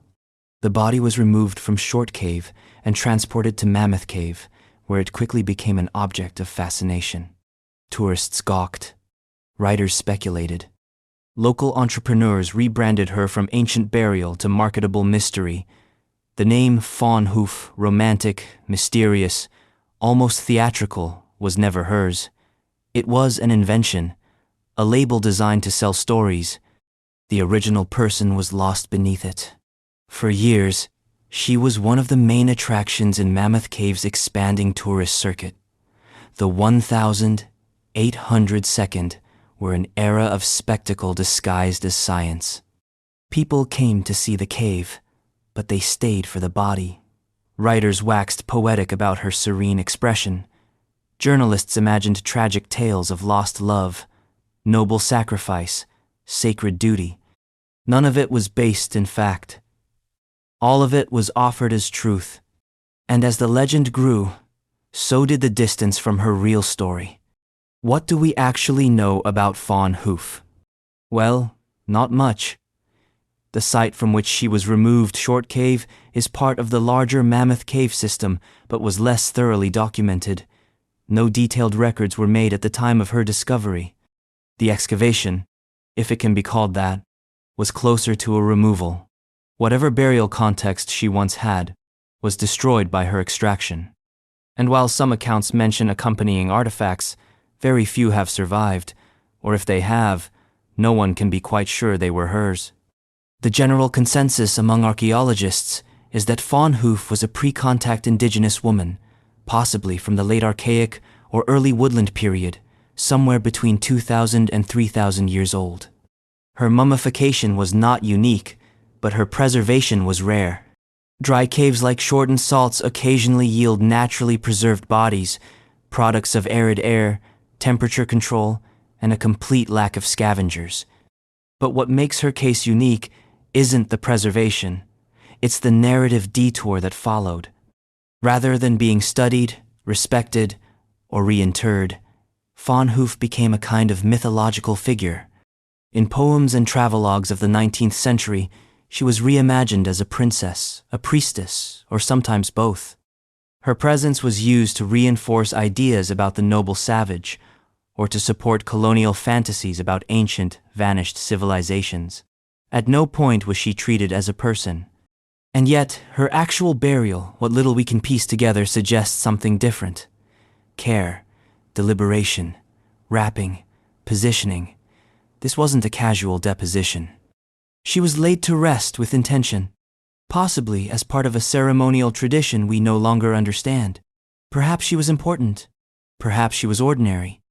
But someone loved her enough to wrap her carefully and place her deep in the cave, away from light, decay, and disturbance. Until, of course, she was disturbed. Eventually, public attitudes shifted. The 20th century brought a growing awareness of the ethics involved in displaying human remains. Native American advocacy, archaeological standards, and shifting cultural norms began to challenge the long-standing museum practice of exhibiting the dead. Fawn Hoof was quietly removed from public view. And like Lost John, she now resides somewhere in private, no longer part of the tourist show, restored to a kind of silence. But her legacy lingers not as an individual, but as a symbol of how the ancient can be repurposed, misinterpreted, and mythologized beyond recognition. It's hard not to feel a kind of secondary sorrow for her, not just for her death, but for the erasure of her story. We know almost nothing about her real life, her name, her family, what she believed, what she dreamed, what ritual or circumstance led her to the cave in the first place. But we know how quickly a person becomes an exhibit when context is stripped away. And that leads to a quieter but equally poignant mystery. Because Fawn Hoof wasn't found with objects. She wasn't laid out in splendor. Her burial was modest. But nearby, in Salt's Cave and others, a different kind of record survives objects even more personal than bodies. Fragments of meals, baskets, worn-out sandals. And in one case, something even more intimate. Coprolite's fossilized human feces, preserved by the dry cave floor. It sounds absurd, maybe even a little uncomfortable. But in the absence of writing, sometimes the most mundane remnants become the most revealing. If a body tells us who they were, a coprolite might tell us what they believed, what coprolites say and don't. Let's talk about something a little less glamorous than mummies and petroglyphs. Not carved in stone, not preserved in ceremonial bark wrappings, not wrapped in myth or legend, just excrement. Left behind, dried, hardened, buried, forgotten. And then, thousands of years later, rediscovered by people with latex gloves and microscopes. We're talking about coprolite's fossilized human feces. Yes, really. And as much as it might elicit a chuckle or a grimace, coprolites are among the most valuable archaeological artifacts we have when it comes to understanding ancient life. Because for all the mystery carved into Kentucky's rock shelters and cave walls, Some of the most intimate and detailed insights into prehistoric people come not from what they created, but from what they left behind after dinner. Salt's Cave, in particular, is a goldmine of these ancient biological time capsules. The cave's stable, dry conditions preserved coprolites in remarkable conditions so well, in fact, that you can still identify plant fibers and seed fragments within them. Researchers have cataloged dozens of samples from various levels of the cave, dating as far back as 2,000 to 3,000 years ago. So what does ancient cave poop tell us? More than you'd think, possibly more than you'd want. First, the diet. Unsurprisingly, it was heavily plant-based. Seeds, nuts, fibrous plants, starchy roots. Think hickory nuts, maygrass, goosefoot, sunflower seeds. These weren't snacks, they were staples. What's interesting is the complexity of the preparation. Some seeds appear to have been roasted, others ground, some fermented. These people weren't just gathering, they were processing, cooking, preserving, even fermenting, possibly, for storage or flavor. Coprolites also reveal seasonal patterns. The presence of certain seeds correlates with spring or fall harvests. Insects show up in summer samples. By examining layers of cave sediment and correlating coprolite contents, researchers can reconstruct seasonal rounds, how prehistoric people moved across the landscape depending on resource availability. But diet is just the beginning. Coprolites can also indicate health and ritual behavior. For example, certain coprolite samples show signs of parasitic infection, tapeworms, hookworms, and other intestinal freeloaders. These might reflect living conditions or water sources, but in some samples, researchers have found traces of clay, yes, intentionally ingested clay. That might seem odd, but geophagy eating earth is a documented phenomenon in many ancient and modern cultures. It can be medicinal, used to neutralize toxins, or aid digestion, but it may also have ritual purposes. Some anthropologists suggest that clay ingestion, especially in small controlled amounts, could have been part of ceremonial fasting or purification. Then there's the matter of missing ingredients. As much as coprolites tell us what people ate, they also hint at what they didn't. Surprisingly, for all the fauna in the region, there's relatively little evidence of heavy meat consumption in these samples. You'd expect bones, fur, or at least blood markers, but they're rare. Was meat reserved for special occasions? Was it ritually restricted in cave contexts? Or was it simply too scarce to rely on consistently? Some coprolites even contain charcoal flecks, which may suggest accidental ingestion during food preparation, or, depending on interpretation, deliberate inclusion. Yes, charcoal. In some traditions, ash or charcoal is consumed during fasting, mourning, or purification rituals. It cleanses. It marks a moment. It signifies abstention. Could this explain the presence of burned material in what should have been digestible food? There are more philosophical questions, too. Was eating in the cave itself an everyday act, or something ceremonial? Were these people mining and snacking as they worked, or were these meals part of a ritual, consumed in sacred darkness? Did they fast before entering? Did they break fast inside? No one knows for sure, but the range of what's found and what isn't suggests that the cave wasn't just a workplace. It was a space of structured behavior, perhaps even taboo. You didn't enter casually. You brought the right food, or none at all. You carried meals with meaning. You left traces that had nothing to do with calories. And let's not ignore the emotional dimension. These are bodily remains, private, unconscious, left without intent to preserve, and yet preserved. Unlike a petroglyph or a crafted sandal, a coprolite isn't performative. It's accidental honesty. It tells us what they really ate, what they processed, what they metabolized, what they left behind. But there's one more thing: these ancient droppings tell us something less scientific, more poetic. They reveal that prehistoric people, for all their cosmological artwork and mineral mining and ceremonial footwear deposits, were still human. They made mistakes, ate questionable seeds, got parasites, lived with rituals and biology at the same time. And just outside those caves on sunlit ridges above the karst, another kind of mystery begins to unfold. Not in darkness, but in broad daylight. Not hidden, but clearly structured. Because while some ancient Kentuckians dug into the earth, others built on top of it. Not houses, not fields. Villages on ridgetops, exposed, isolated, hard to defend, harder to understand. Why? Why Fort Ancient people chose ridgetops?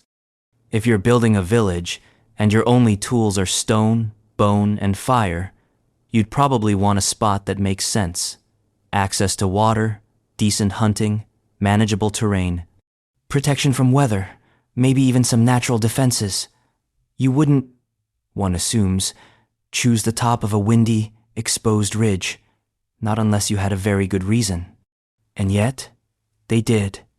All across central and northern Kentucky, particularly during the Fort Ancient period, roughly AD 1000–1750, indigenous peoples built substantial villages on ridgetops high, flat uplands, far from the fertile floodplains and sheltered valleys that on paper look like much better real estate.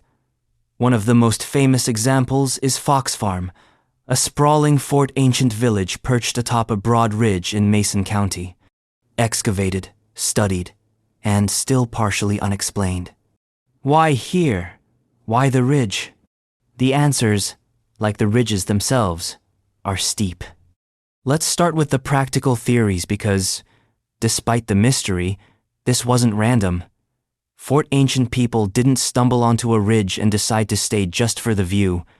They built planned settlements with houses, central plazas, storage pits, burials. These weren't short-term camps, they were home.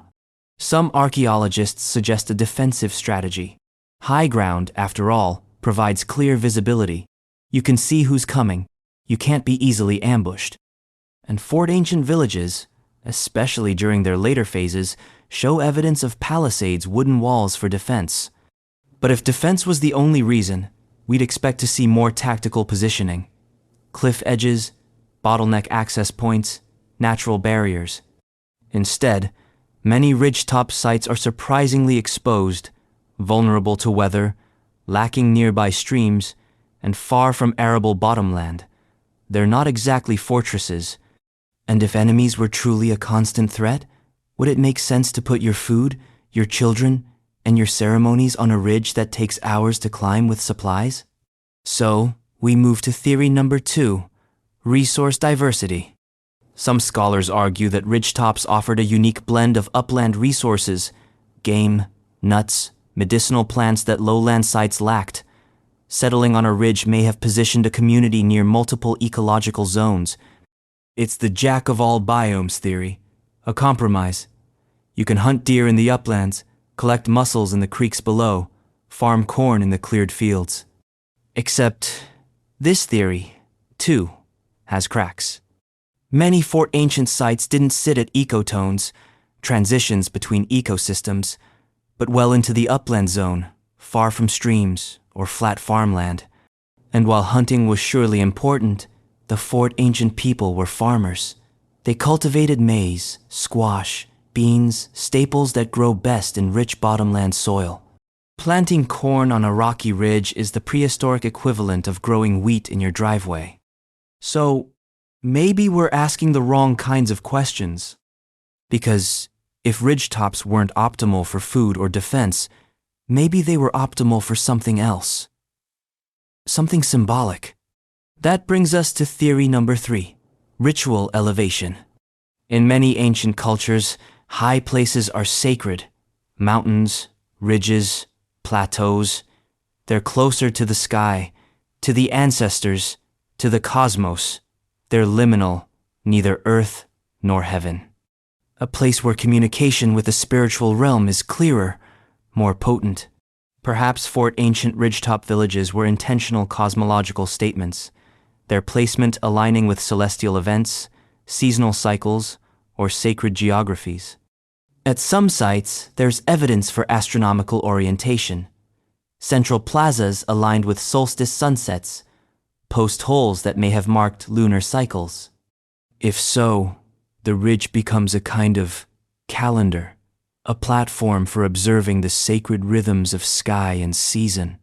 Living atop it wasn't just practical, it was participatory, a ritual act. It's also possible that ridgetop settlements signaled social differentiation, a display of identity. We are the people of the heights, a message to allies and rivals alike. If valley floors were crowded or claimed, the ridge became a way to carve out space, not just physically, but culturally. A ancient flag on the hill. And then there's the more unsettling possibility that these ridges were not chosen for their present usefulness, but for their connection to the past.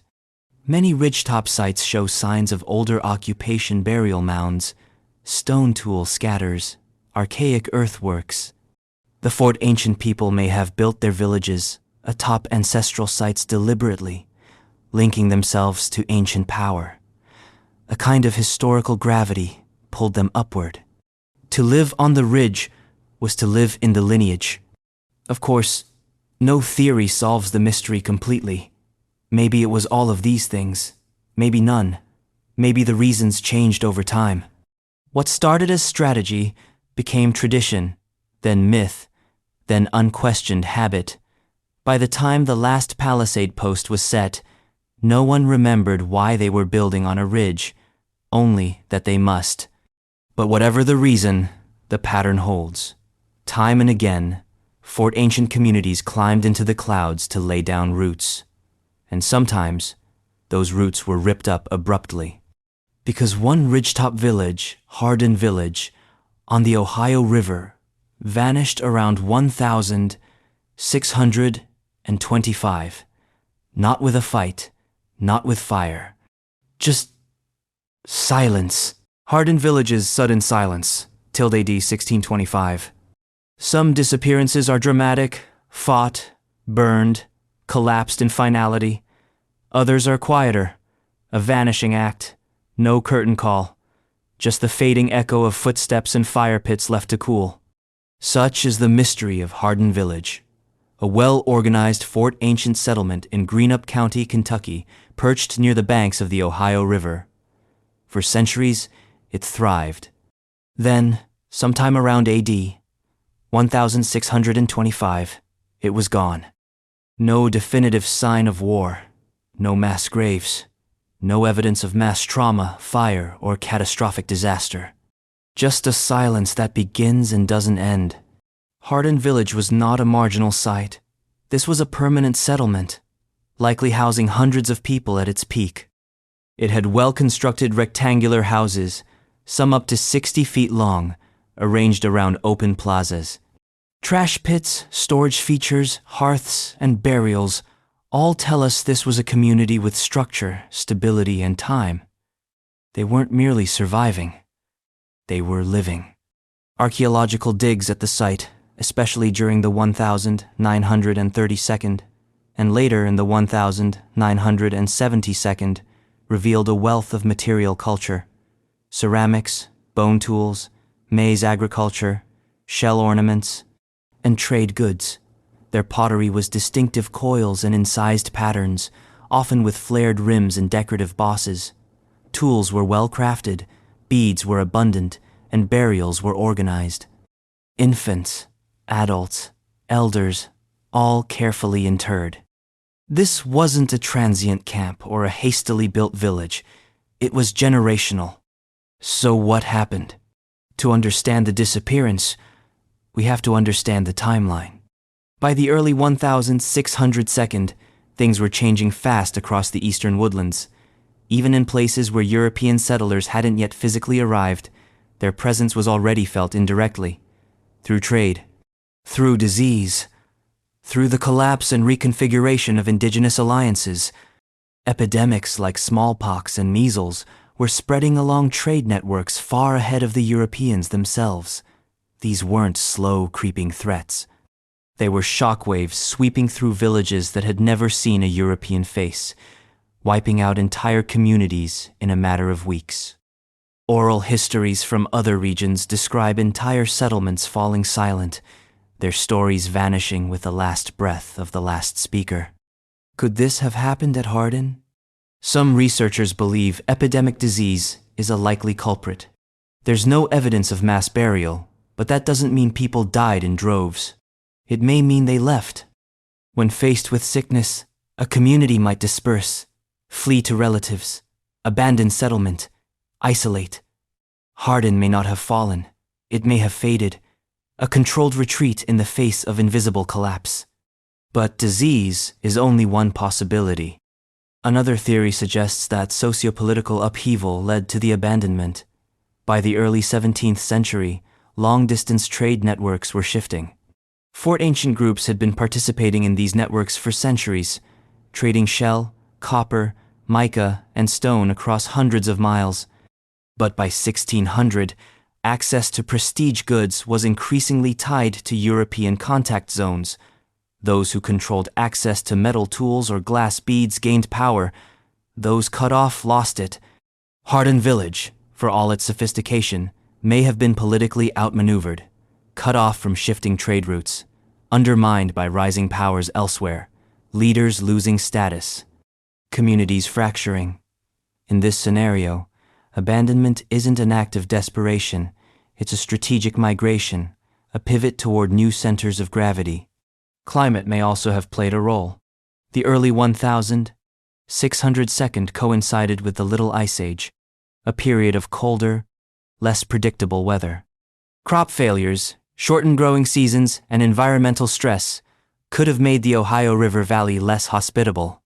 Maize agriculture, the lifeblood of Fort Ancient diets, is vulnerable to these fluctuations. A few bad years in a row, and suddenly, even a successful village becomes untenable. Then again, there's a more symbolic theory. Hardin Village was outlived by its purpose. What if the site had religious or ceremonial significance that simply waned? What if the reason people gathered their burials, solstice observance, sacred lineage ceased to matter or lost its power?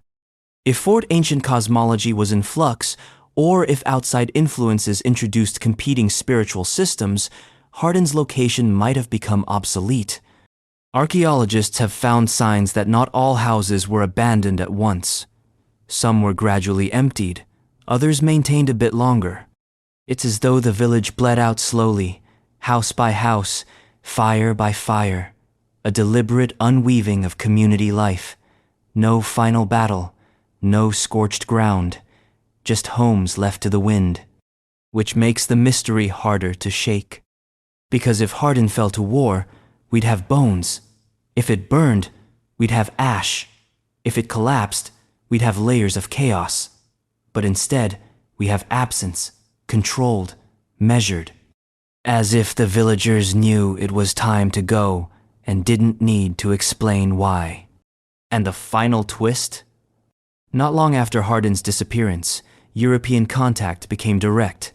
The Shawnee would later inhabit the region, but their arrival came into a landscape full of ghost villages, places like Hardin where centuries of life had left nothing but outlines.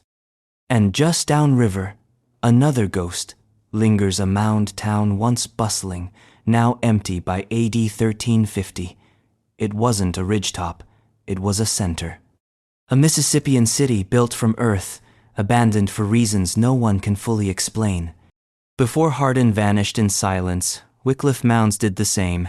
Wycliffe Mounds' desertion, tilled AD 1350. Imagine a city made of dirt, meticulously stacked into geometric platforms. A ceremonial complex overlooking the Mississippi River's lesser-known cousin, the Ohio. Rows of houses arranged around plazas. Elevated mounds, rising like ancient monuments. Hundreds, maybe thousands of people living in structured complexity. Farming, trading, worshipping, burying, arguing, dancing, dying. And then, no one. Welcome to Wycliffe Mounds, a Mississippian town in Ballard County, Kentucky, and one of the most dramatic archaeological enigmas in the state. It was thriving for centuries, organized, strategic, socially dynamic. Then, around AD 1350, its people vanished. Not slowly, not over generations, but with eerie finality. Abandoned mounds, empty plazas, fires extinguished and never relit. And, like so many sites before and after it, no one agrees on why. Let's rewind. Wycliffe wasn't just a village, it was a regional center. A Mississippian mound town, complete with a platform mound likely supporting an elite residence or ceremonial structure, flanked by secondary mounds and surrounded by houses, storage pits, and burial plots. Its inhabitants were farmers and artisans, priests and political leaders. They built a system, they maintained it, and they weren't isolated. Wycliffe sat within a dense network of Mississippian towns along the lower Ohio and Mississippi rivers, tied to major centers like Cahokia to the north and the Angel Site in Indiana. Trade goods found at Wycliffe, including marine shell, copper, and chert, suggest far-reaching connections. These weren't backwoods people, they were cosmopolitan by Mississippian standards. So what could cause an entire city to walk away? Theory 1. Environmental stress. Around the time of Wycliffe's abandonment, climate data from sediment cores and pollen samples suggest increasing environmental instability.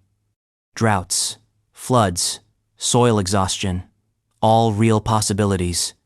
Mississippian towns like Wycliffe relied heavily on maize agriculture, a demanding crop. Once the soil became overused or the water supply erratic, food production could plummet.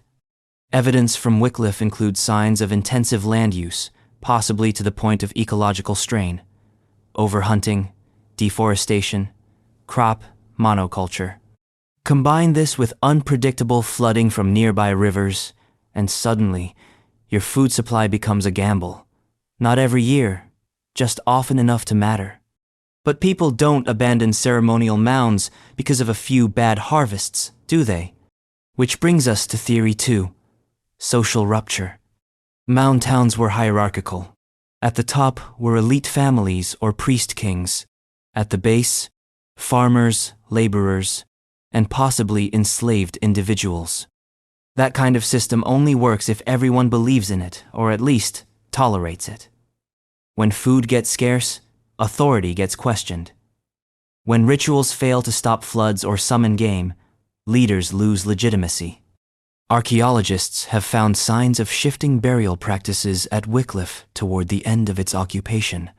More hurried interments, less ornamentation, fewer elite graves. Some interpret this as social breakdown, the unraveling of centralized power. The people may not have been defeated, they may have simply walked away from a system that no longer worked. Then there's Theory 3, migration. Not all disappearances are disasters. Sometimes they're recalculations. There's growing evidence that Mississippian groups moved in coordinated ways, not just because they had to, but because it was part of their cultural logic.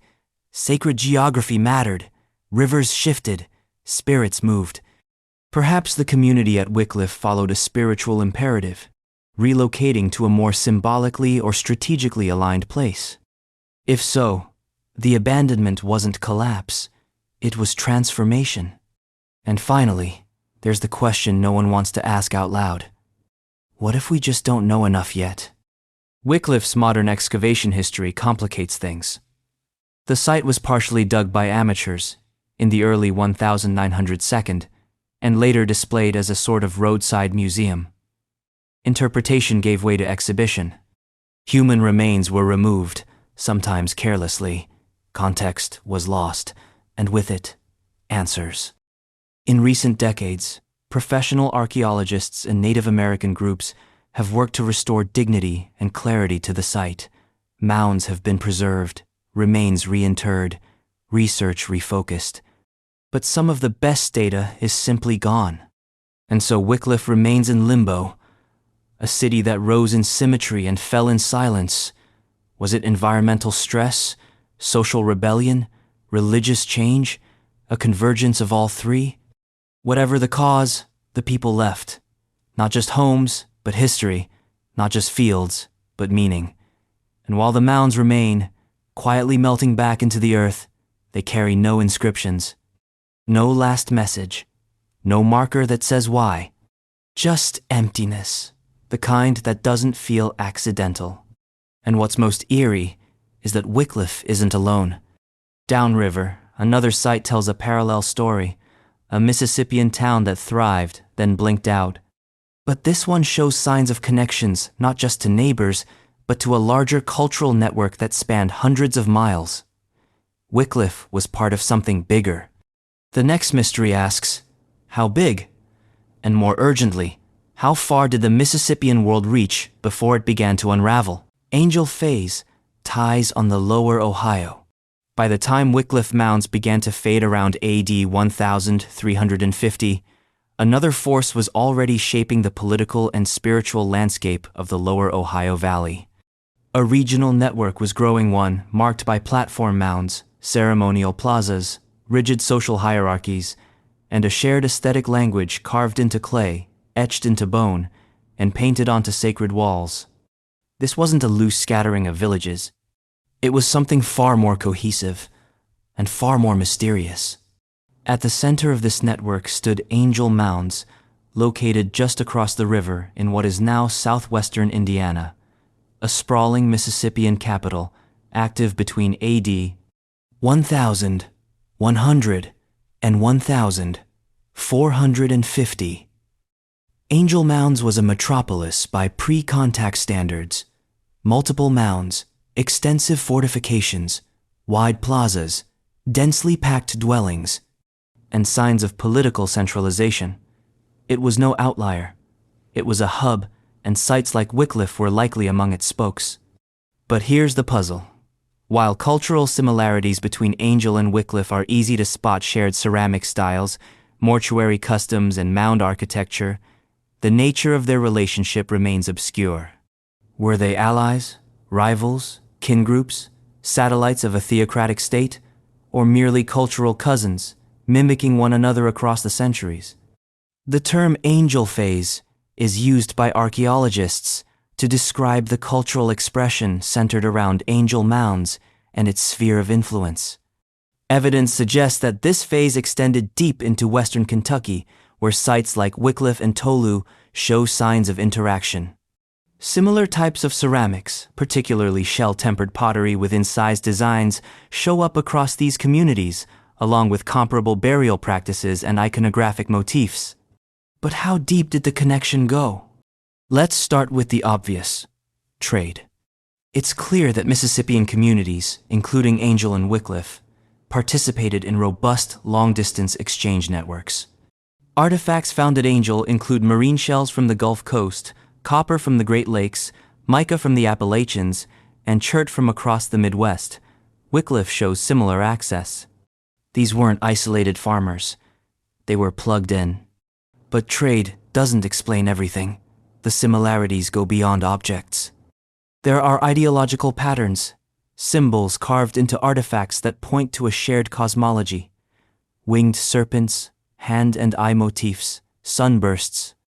The layout of ceremonial spaces, central mounds flanked by subsidiary platforms and open plazas, suggests more than utility. It suggests ritual choreography, a belief system with structure, a political theology. So what was Angel's role? Was it a capital, a governing center exerting control over satellite sites like Wycliffe? Some researchers lean toward this model, pointing to Angel's scale, resources, and apparent defensive structures. Its mound system implies centralized labor organization, and its elite burials suggest a ruling class with sustained power. Wycliffe, by comparison, is smaller, less fortified, and more likely to have been influenced than influential. But there's another possibility. What if Angel and Wycliffe were ritually connected rather than politically bound? Imagine a network of sacred cities not governed by kings, but by calendar. each site responsible for certain ceremonies, certain times, certain seasonal observances, a spiritual circuit where people moved not under orders, but under obligation. Pilgrimages, alignments, festivals timed to solstices or harvests. This model would explain why so many Mississippian sites share spatial features but differ in scale and power. Still others suggest that Angel exerted influence through cultural diffusion, not domination, the way major cities today shape regional trends without ever issuing a decree. Wycliffe's elites may have emulated Angel's symbols to legitimize their own power, copying mound shapes, pottery styles, and religious iconography to connect themselves visually and ritually to the broader Mississippian world. But what's especially strange is how quickly these connections frayed. By the mid-1402, Angel itself was abandoned. The reasons remain unclear, though. Like Wycliffe, the candidates are familiar: environmental stress, political fragmentation, shifting trade routes, religious schism. One by one, the nodes of the Mississippian network went dark. Towns depopulated, mounds eroded, symbols lost their coherence. And by the time Europeans arrived, the Mississippian world had already become a ghost map, a network once vibrant, now unreadable, which makes the lingering connections even more haunting. If Wycliffe was part of Angel's sphere, then its abandonment wasn't local. It was part of a larger unraveling, the slow collapse of a world no one fully understood to begin with. And today, archaeologists trying to trace those threads are left with incomplete data, scattered artifacts, and architectural echoes of something bigger than one town or one people. They know the sites were connected, but they can't say how. Not with certainty. Not yet. And even as the Mississippian mound world unraveled, another tradition was already fading into memory. A tradition older, quieter, and just as enigmatic. One that carved its meaning into the bluegrass with circular earthworks and sacred alignments. The Mississippians built up, but their predecessors had built around. Huge, ceremonial rings, mounds aligned to stars, circles of earth that no one fully understood, even while they were still in use.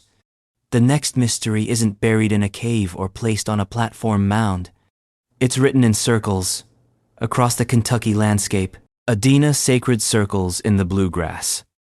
Long before Kentucky's landscape was marked by mound towns, cliff carvings, and cave crawls, it was ringed by something quieter, simpler in form, but possibly even more complex in meaning.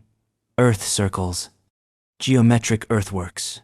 Sacred rings made not of stone or timber, but of earth itself, raised from the ground with intent, precision, and apparently cosmic significance. These circles are usually attributed to the Adena culture, which flourished between roughly 800 BC and AD 100 across the Ohio Valley. And while the name Adena is a modern archaeological umbrella term rather than a specific self-identified group, what it captures is the evidence of a society that built monuments of symmetry and symbolism. None more enigmatic than the circular earthworks dotting the bluegrass region of Kentucky. These aren't just holes in the ground. They're deliberate constructions, ditches, and embankments formed into perfect or near-perfect rings, sometimes accompanied by small mounds or aligned features. Sites like the Mount Horeb earthwork complex in Fayette County stand out as prime examples. There, archaeologists have found overlapping rings, burial features, and ceremonial zones, often oriented to astronomical events. But what were they for? No one really knows. The most straightforward theory is mortuary function that these rings marked sacred zones for burial and ancestor veneration. At some sites, burials are found within or near the circles, often in association with cremated remains or carefully arranged grave goods. This would make the rings a kind of funerary temple, not in the architectural sense, but in the spatial, a sacred boundary between the living and the dead. Others argue for astronomical alignment. Many of these earthworks exhibit orientations that correspond to solstice sunrises or moon standstills, events that would have been visually dramatic and culturally significant to sky-watching societies. In this reading, the circles are calendars, ceremonial observatories for tracking the passage of celestial bodies, and scheduling seasonal rituals. Still others propose a more social function, that the rings were gathering places for dispersed groups. The Adena weren't living in cities. They were semi-sedentary at best. So when something important had to happen, burial, alliance, initiation, trade, performance, the people came together at the circles. The ring becomes the stage, the earth itself, the architecture. Then again, maybe the circles weren't for anything in the narrow sense. Maybe they were symbolic expressions, spiritual statements in geometry. The circle is a universal shape of unity, eternity, boundary. Creating one from dirt, with communal labor, requires intention and collaboration. To build a circle is to manifest order in a chaotic world. But of course, Kentucky's climate hasn't preserved these rings well. Many were destroyed by agriculture before they were even mapped. Others lie buried beneath development or forest. Aerial surveys, LiDAR, and old farm records are sometimes the only clues that a perfect ring once lay beneath someone's cornfield. Even at known sites, what survives is often a negative space, a faint depression, a shift in soil color, a barely perceptible elevation, the past whispering in contour lines. What makes this more mysterious is that the rules seem to change from site to site. Some rings are solitary, some are paired, some include burial mounds, others don't. Some show signs of fire or feasting. Others are eerily sterile, no artifacts, no refuse, no explanation. So, were they built by the same people, for the same purpose? Or were circles a kind of shared language, used by multiple groups across centuries to express different ideas within the same symbolic grammar? No one can say for sure. But it is curious how the Adena, so associated with mounds, burials, and geometric earthworks, used the circle not as enclosure, but as opening, a space to walk into, a space to transform within. The opposite of a wall, more invitation than fortification. And that's perhaps the most haunting thing of all. We keep calling them earthworks, but we don't really know if they were works in the sense of utility. They could have been acts, rituals performed in soil, a memory preserved in negative space. Which leads, naturally, to another kind of burial tradition, one that also used geometry, but in a much different form. Stone box graves.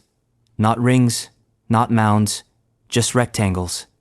But somehow, equally mysterious. The stone grave people in Kentucky. The phrase, stone grave people, sounds made up, like something from a forgotten ghost story, or the kind of title given by 19th century antiquarians looking for a label when faced with too many unanswered questions. And yet, in parts of central and western Kentucky, it's the name still whispered through field reports and site maps, because what they left behind is very specific. Stone box burials. These are not elaborate tombs. They're not towering mounds or sprawling necropolises. They're stone rectangles, built by stacking flat limestone slabs into coffin-shaped boxes. A floor, 4 walls, a cap, often placed just below the surface of the ground. Sometimes beneath house floors, sometimes in small cemeteries, sometimes entirely alone. Most are associated with the Mississippian period, specifically in its later phases, AD 1200, 1500, but their exact cultural affiliation is debated. In Tennessee, they're widespread. In Illinois, they appear sporadically, but in Kentucky, they cluster in patterns that suggest something more complicated than a borrowed tradition. So who used them? And more intriguingly, why this form? On the surface, stone box graves seem practical. Kentucky's central and western regions are rich in flat limestone. It splits easily, stacks cleanly. If you're burying the dead, and you don't have lumber or pottery coffins, why not use what's abundant? That's one explanation. But it doesn't hold up under scrutiny. Because not everyone used stone box graves. Even where stone was available, many communities didn't adopt the practice. And where the graves do occur, they often cluster tightly, suggesting cultural identity rather than just geological convenience. Inside the boxes, burials vary. Some contain a single adult, others hold children, or multiple individuals, sometimes interred at the same time, sometimes sequentially. Grave goods are sparse, but present. Shell beads, pottery, stone tools, copper ornaments. In some cases, the deceased were placed in flexed positions, in others, extended. No universal pattern. No single correct burial posture. That inconsistency raises eyebrows. Are these regional traditions under one label, or is the inconsistency the point of culture open to multiple mortuary expressions bound more by form than ritual rule? Some researchers believe stone box graves reflect status distinctions. That is, only certain people, elites, healers, children of lineage, were buried in this way. Others argue the opposite, that it was a standardized burial, a norm rather than an honor. The lack of rich grave goods supports the idea that this was widespread, not elite. Still others focus on the symbolism of the stone, that the box was not just a container, but a spiritual boundary. Earth above, limestone around, the dead enclosed in permanence. The rectangular shape may echo house forms, suggesting that even in death, the deceased lived within the community. Some graves are found directly beneath dwelling floors, reinforcing this idea. The ancestors quite literally beneath your feet, the living and the dead sharing space. Yet this intimacy is paired with mystery. No surviving oral traditions clearly link to the stonebox custom, and when the Mississippian world collapsed or dispersed around the 1502nd, the stonebox burial practice vanished with it. There are no transitional forms, no gradual change, just a practice that ends. Which, of course, only fuels speculation. Was the tradition tied to a particular belief system that lost authority? Was it replaced by other mortuary rites? Or was the culture that practiced it displaced, absorbed, erased? Whatever the case, Kentucky stonebox graves remain among its most personal prehistoric remnants. They speak of individuals, of communities that built with care not grand ceremonial monuments, but quiet containers for the dead, not to awe, not to intimidate, but perhaps simply to remember. And if that's true, it makes the next mystery all the more frustrating. Because just to the southeast, there's a wall cut into the rock on a mountain near Berea that some say was also built by native hands. Others say it's natural, or colonial, or imaginary. It's not a box, it's a line. And no one can agree if it was ever meant to be a wall at all. Indian Fort Mountain's enigmatic wall, Berea. At first glance, it looks like a low stone barrier winding through the woods. Nothing monumental. Just a dry stacked wall, crumbling here and there, hugged tight against the ridge of Indian Fort Mountain, near Berea, Kentucky. But then the questions start. Who built it? When? And more to the point, why? Welcome to one of Kentucky's most contested prehistoric features. Part landscape, part ruin, part Rorschach test. The wall in question spans portions of the summit of Indian Fort Mountain, part of the Berea Pinnacles, a dramatic set of sandstone ridges and forested rock outcrops. It's not a continuous structure, but a series of linear stone formations, some stacked, some scattered, often interpreted as forming a boundary or enclosure. Early explorers in the 19th century assumed it was indigenous in origin, hence the name Indian Fort. The wall, they thought, must have been a fortification perhaps built for defense, overlooking the valleys below. The logic was simple. Walls imply conflict, and high ground implies strategy. But modern archaeology has been less convinced. No clear artifacts associate the wall with any specific prehistoric culture. There are no tools embedded in the wall, no burial pits, no radiocarbon datable materials. Some researchers argue the stone formations are natural talus accumulations, the result of erosion, frost heaving, and gravity, just rocks doing what rocks do. Others push back. They point out the organization of certain sections, the apparent intentionality in stacking. The wall bends at angles. It creates enclosed zones. If it's natural, it's a very tidy kind of nature. And then there's the oral tradition, faint but persistent, that connects the mountain to ceremonial use. Local tribes, particularly the Shawnee, have considered the Berea pinnacles sacred, though direct ties to the stone wall are speculative at best. If it was a fort, though, it's an odd one. The wall is too low to offer much defense. No signs of battle or trauma have been found. No palisade posts.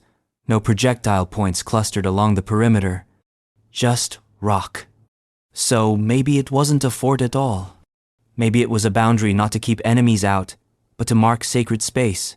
A line drawn in stone, not to repel, but to define.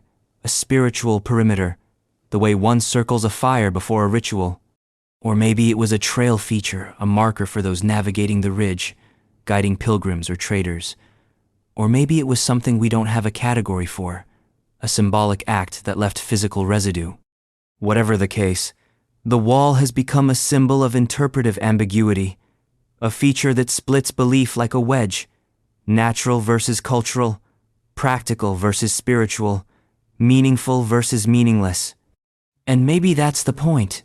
Maybe it doesn't matter if it was a fort or a pile.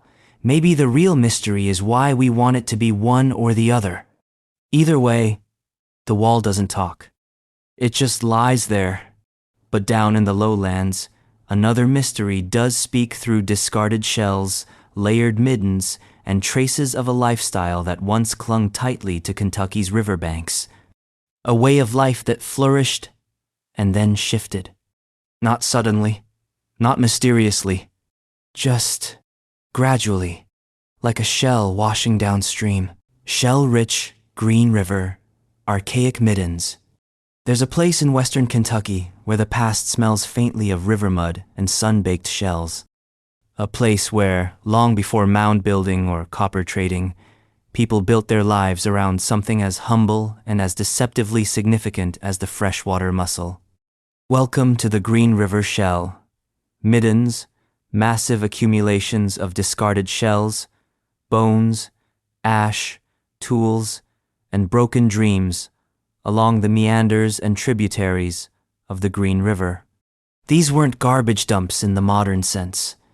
They were living places, eating places, dying places, sacred places, maybe.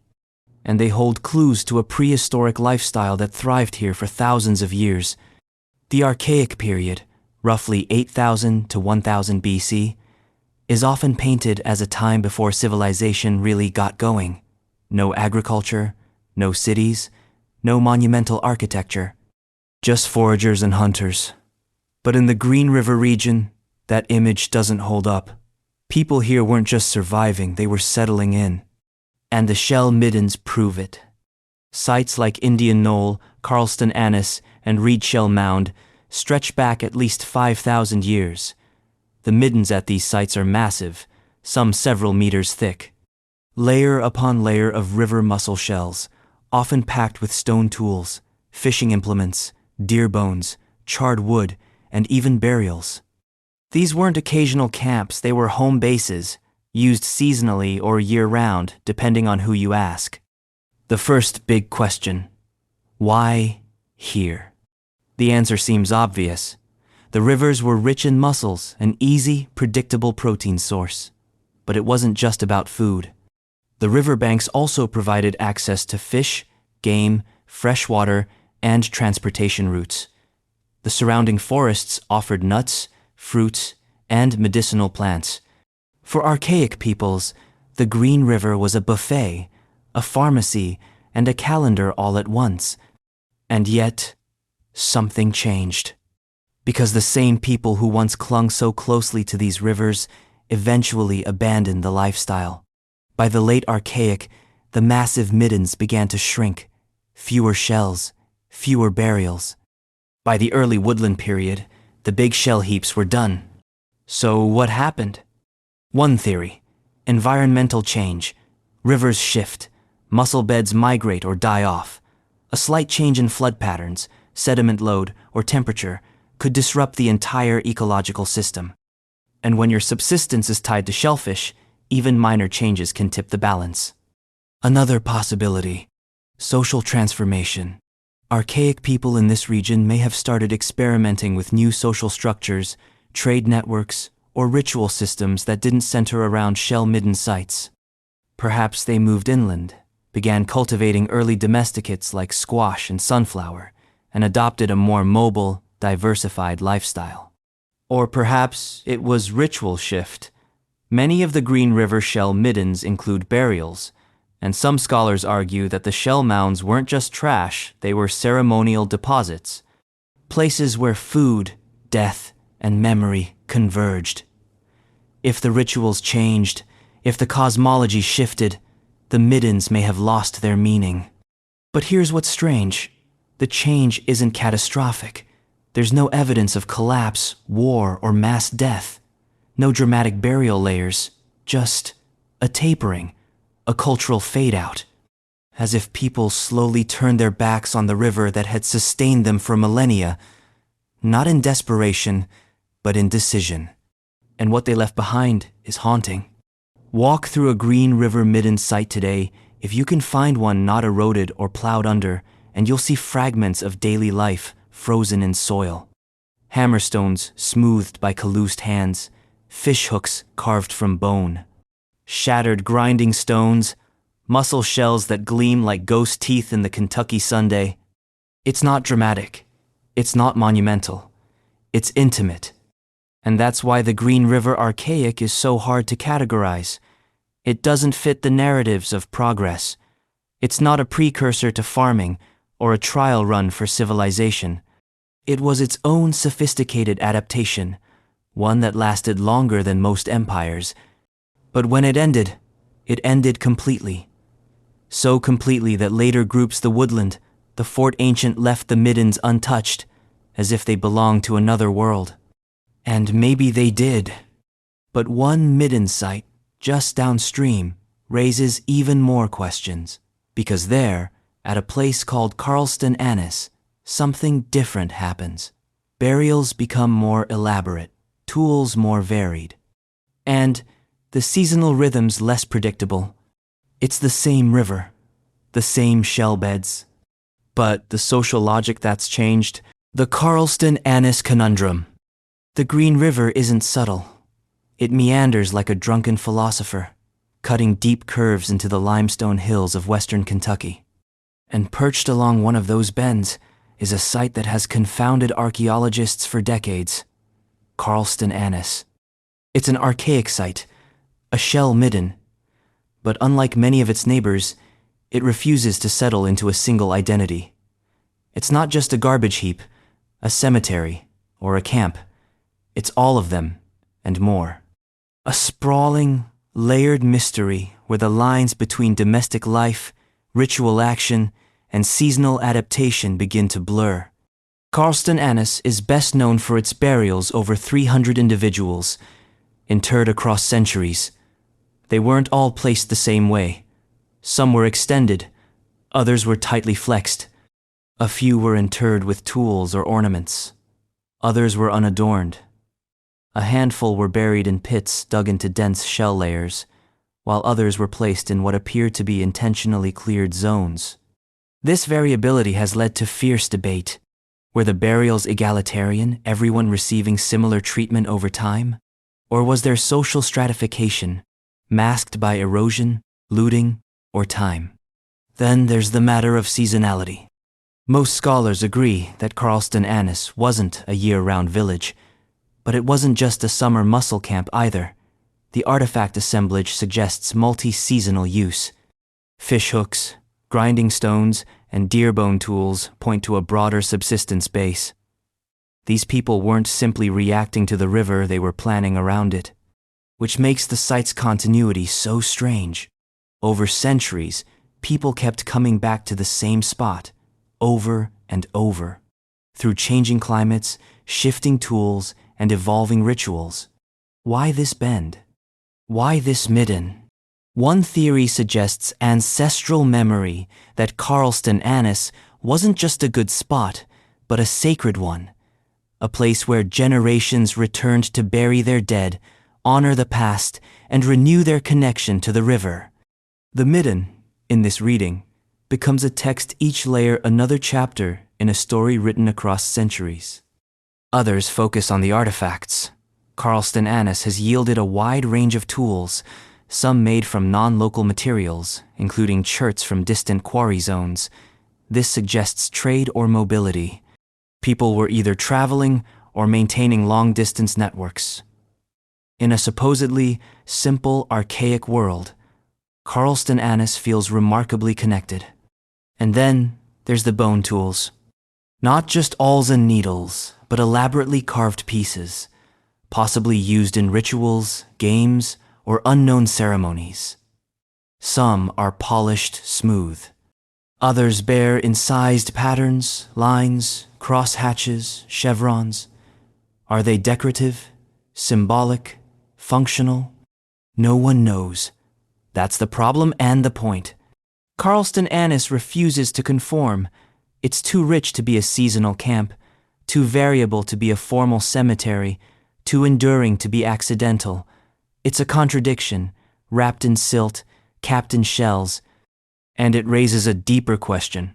What do you do with a site that doesn't tell a story, but many, where each layer contradicts the one below it, where the pattern isn't a pattern but a palimpsest of changing choices, conflicting meanings, and invisible intentions? You don't solve it. You sit with it.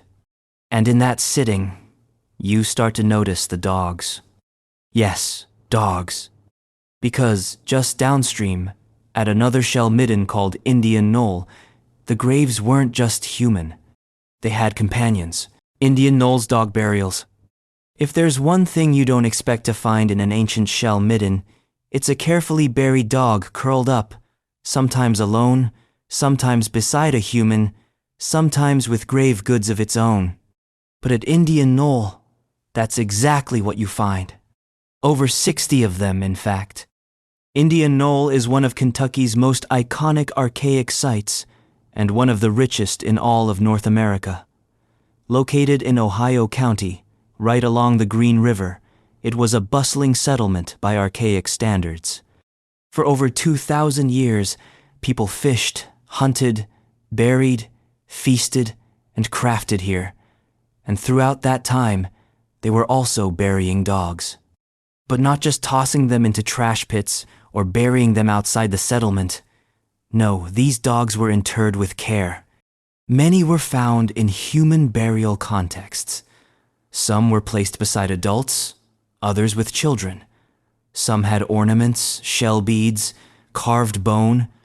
A few were even buried alone in dedicated pits, as if their death meant something more than disposal.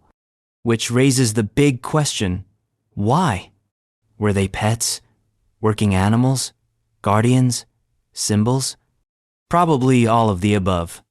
Dogs in the archaic world weren't just camp followers. They hunted with people, helped guard settlements, maybe even acted as spiritual intermediaries.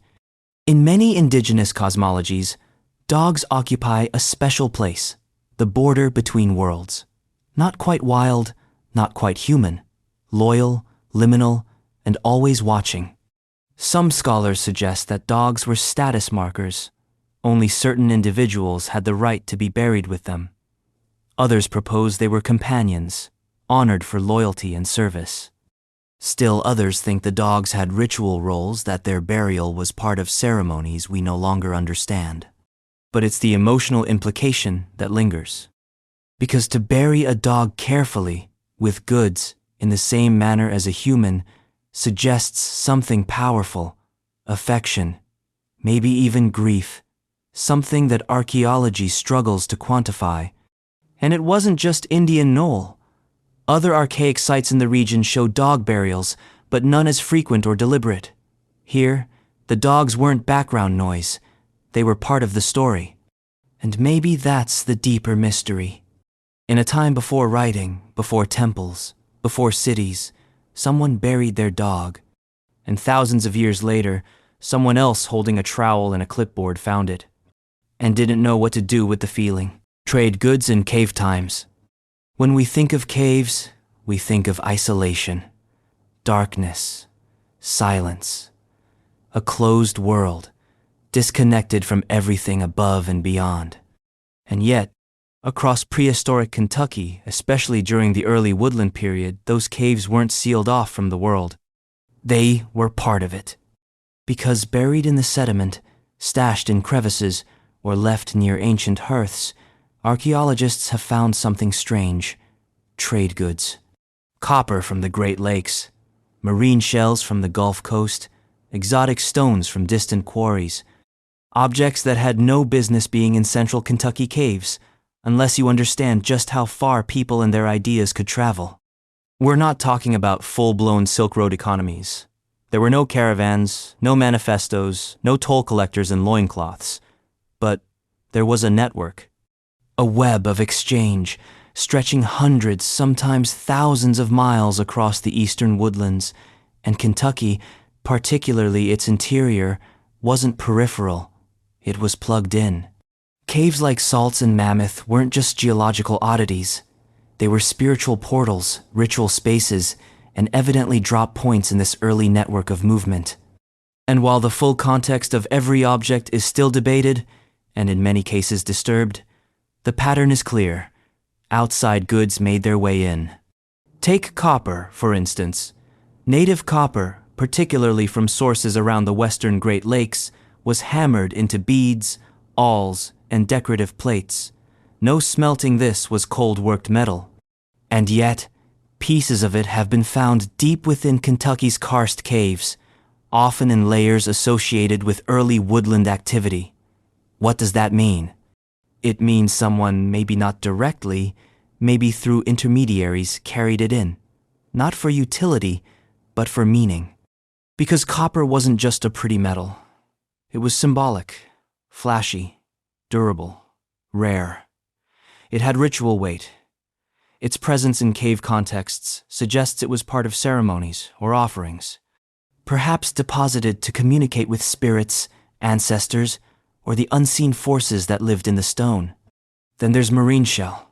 From the coasts of the Gulf and Atlantic, shell ornaments, especially busicon welt cups and beads, traveled inland through complex trade routes.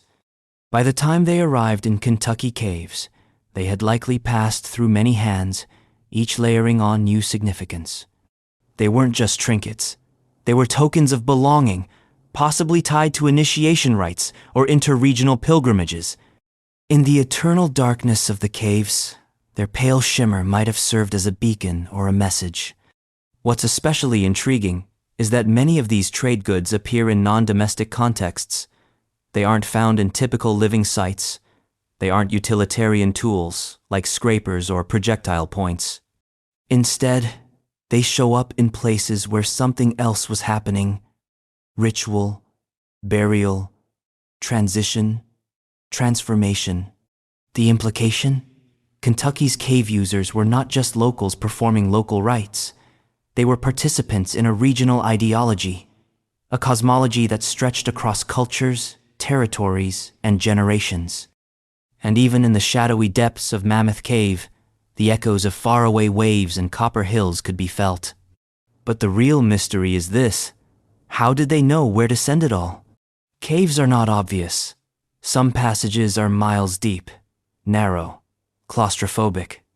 To carry in a shell from the Gulf or a copper bead from the north into a place with no light and little air, that's not practicality, that's pilgrimage. Which raises another question: who controlled these networks? Were there traders, priests, middlemen? Were these goods tightly regulated, or did they flow freely along kinship lines and seasonal gatherings? We don't know, but we do know the networks existed and that Kentucky was more than a recipient. it was a node. The real tragedy is how much we've lost. Many cave artifacts were removed without documentation, looted, misinterpreted, displayed in dusty cases with no provenance. The connections, once so carefully woven, now lie in fragments.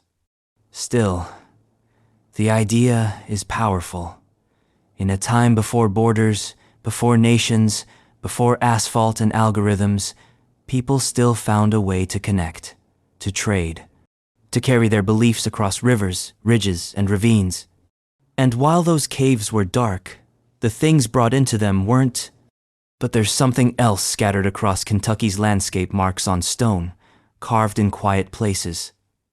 They're older than some trade goods, and harder to read. Some form clear images. Others are just pits in the rock, circles, dots, punches into time. And for some reason, they cluster in just 22 counties. Why rock art clusters in 22 counties? For a state built on limestone and shadow, Kentucky has always punched above its weight in rock art, but not uniformly, not randomly, not equally. Instead, something strange. Over 90% of known petroglyphs and pictograph sites are found in just 22 of Kentucky's 120 counties. That's less than a fifth of the map, yet nearly the entire visual record of prehistoric symbolic carving is confined there. Why? Why those 22 counties? And what does their clustering mean? First, let's define what we're talking about. Kentucky's rock art tends to fall into two camps: petroglyphs, carved or pecked into rock surfaces, and pictographs, painted, usually with mineral pigments. The former dominate here. The latter are rare. These petroglyphs include everything from abstract designs, zigzags, concentric circles, chevrons, to more figurative elements: birds, turtles, human-like figures, and the ever-present tracks, both human and animal. They're found in shelters, on cliffs, on boulders, sometimes in clusters, sometimes entirely alone. And while the art itself is widespread in style, its geographic concentration is not. The counties with the highest concentrations tend to fall into certain patterns. They're in eastern and south-central Kentucky, especially in the Cumberland Plateau and Red River Gorge regions. They contain significant sandstone outcrops, ideal surfaces for carving. They have large numbers of rock shelters, which protect carvings from erosion. So, is it just about geology? Partially, yes. You can't carve what isn't there. And sandstone, unlike limestone, holds petroglyphs better over time. But geology can't be the whole story, because there are many other counties with similar rock types that don't contain rock art, or at least none we've found. Which raises the possibility of a visibility bias. Maybe we just haven't looked hard enough in the right places. Maybe petroglyphs exist elsewhere, hidden in woods, buried under farms, misclassified as graffiti. Still, archaeologists believe the clustering reflects more than just accident. It may point to cultural boundaries, zones where particular traditions of carving flourished. Perhaps these 22 counties were part of an artistic linguistic sphere where certain signs, styles, and rituals were encoded into stone. And that sphere may have been tied to sacred landscapes. Many rock art sites are located near water sources, caves, or cliffs with commanding views. Some are within short distances of burial mounds or other sacred features. The carvings may have marked entrances to ceremonial zones, told stories, or served as mnemonic devices for oral traditions. Others may have been part of personal or group rites initiations, vision quests, or fertility prayers. The repetition of certain motifs like footprints or trackways suggests performative meaning. You don't carve the same image 50 times for no reason. Then there's the question of when. Dating petroglyphs is notoriously difficult. Without associated charcoal or artifacts, most timelines are speculative. But based on weathering and stylistic comparison, many are believed to date between the late Archaic and Mississippian periods, roughly 2000 BC to AD 1500. That's a long time for a tradition to persist, and yet, for all the miles and millennia, the clustering never spreads much further. So, again, we ask, why those 22 counties? Maybe those areas were pilgrimage zones. Maybe they housed cultural centers, ceremonial lodges, or seasonal gatherings. Maybe certain clans or priesthoods operated there. Or maybe the artists simply lived and died there, leaving behind a limited but consistent record of their thoughts, fears, and symbols. What's most haunting is how fragmented the record is. For every known panel, there are likely dozens, maybe hundreds lost to weather, vandalism, or the plow. Rock art is delicate. Once defaced, it doesn't regenerate. The stories become unreadable. But two sites, just two, break the sandstone rule. They're painted, not carved, color, not incision, and they might be the most mysterious of all. Because in a land dominated by petroglyphs, why do two lonely pictographs exist at all? What happened to the rest? Or were there never any more to begin with? Pictographs in a land of petroglyphs. Kentucky is carved in stone literally. Its prehistoric legacy is etched, pecked, and ground into the soft sandstone that lines its caves, cliffs, and overhangs. But paint? Paint is rare. So rare, in fact, that only 2 pictograph sites are currently documented in the National Register's nomination of prehistoric rock art sites in Kentucky. 2. And this raises a beautifully infuriating question. Why paint so little in a land so filled with carvings? The first theory is simple. Climate. Kentucky is humid. Very humid. Painted rock art, especially mineral-based pigments like red ochre, tends not to last long under constant exposure to moisture, wind, and freeze-thaw cycles. In sandstone shelters, paint can fade or be washed away in a matter of decades. Carvings endure, paint does not. But that doesn't fully explain the absence, because in nearby regions with similar climates, Tennessee, Alabama, Arkansas, pictographs have survived, sometimes in abundance. So why not Kentucky? One answer: they were never common to begin with. It's possible that the cultures who lived and performed in Kentucky's landscapes simply preferred carving. That rock painting was either a rare specialization or a taboo. That different clans, traditions, or religious authorities handled art differently. Another possibility: we haven't found them yet. Paintings, after all, are harder to detect than carvings. A petroglyph catches the light. A pictograph requires the right conditions.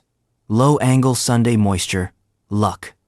Some known painted sites were only identified through enhanced imaging infrared scans, de-stretch software, digital enhancement. If there are more, they might be hiding, or fading, or already gone. And yet, the ones we have, those 2 lonely pictographs, are incredibly compelling. They show figures, possibly anthropomorphic. They sit in ritually suggestive spaces, high shelters, difficult to access. They weren't made for easy viewing. They were hidden marks, meant to be seen by the initiated or the spirit world. Which raises an unsettling idea. Maybe painting was never meant to endure. Maybe it was about ephemerality, marking time, not place. A ritual act where the disappearance of the image was part of the meaning. To paint, watch it fade, and accept that nothing, not even sacred signs, lasts forever. Still, we're left with a contrast. Thousands of petroglyphs, 2 known pictographs. It doesn't feel like a coincidence. And that imbalance, carved permanence versus painted impermanence, echoes across Kentucky's deepest time. Because even further back, long before carving or painting, there were giants. And in the salty marshes of the state's north, their bones once surfaced by the wagon load. Mammoths, mastodons, Ice Age colossi. But the question remains, were they only fossils to prehistoric Kentuckians, or something more? Big Bone Lick's vanished giants. There are places where the land itself seems to remember. Places where the soil bubbles with salt, where bones rise unbidden from the earth after a hard rain, and where the animals who once ruled this continent left behind not myths but molars. One of those places is Big Bone Lick in northern Kentucky. The name is not poetic, it's literal. Giant bones, licked from the earth.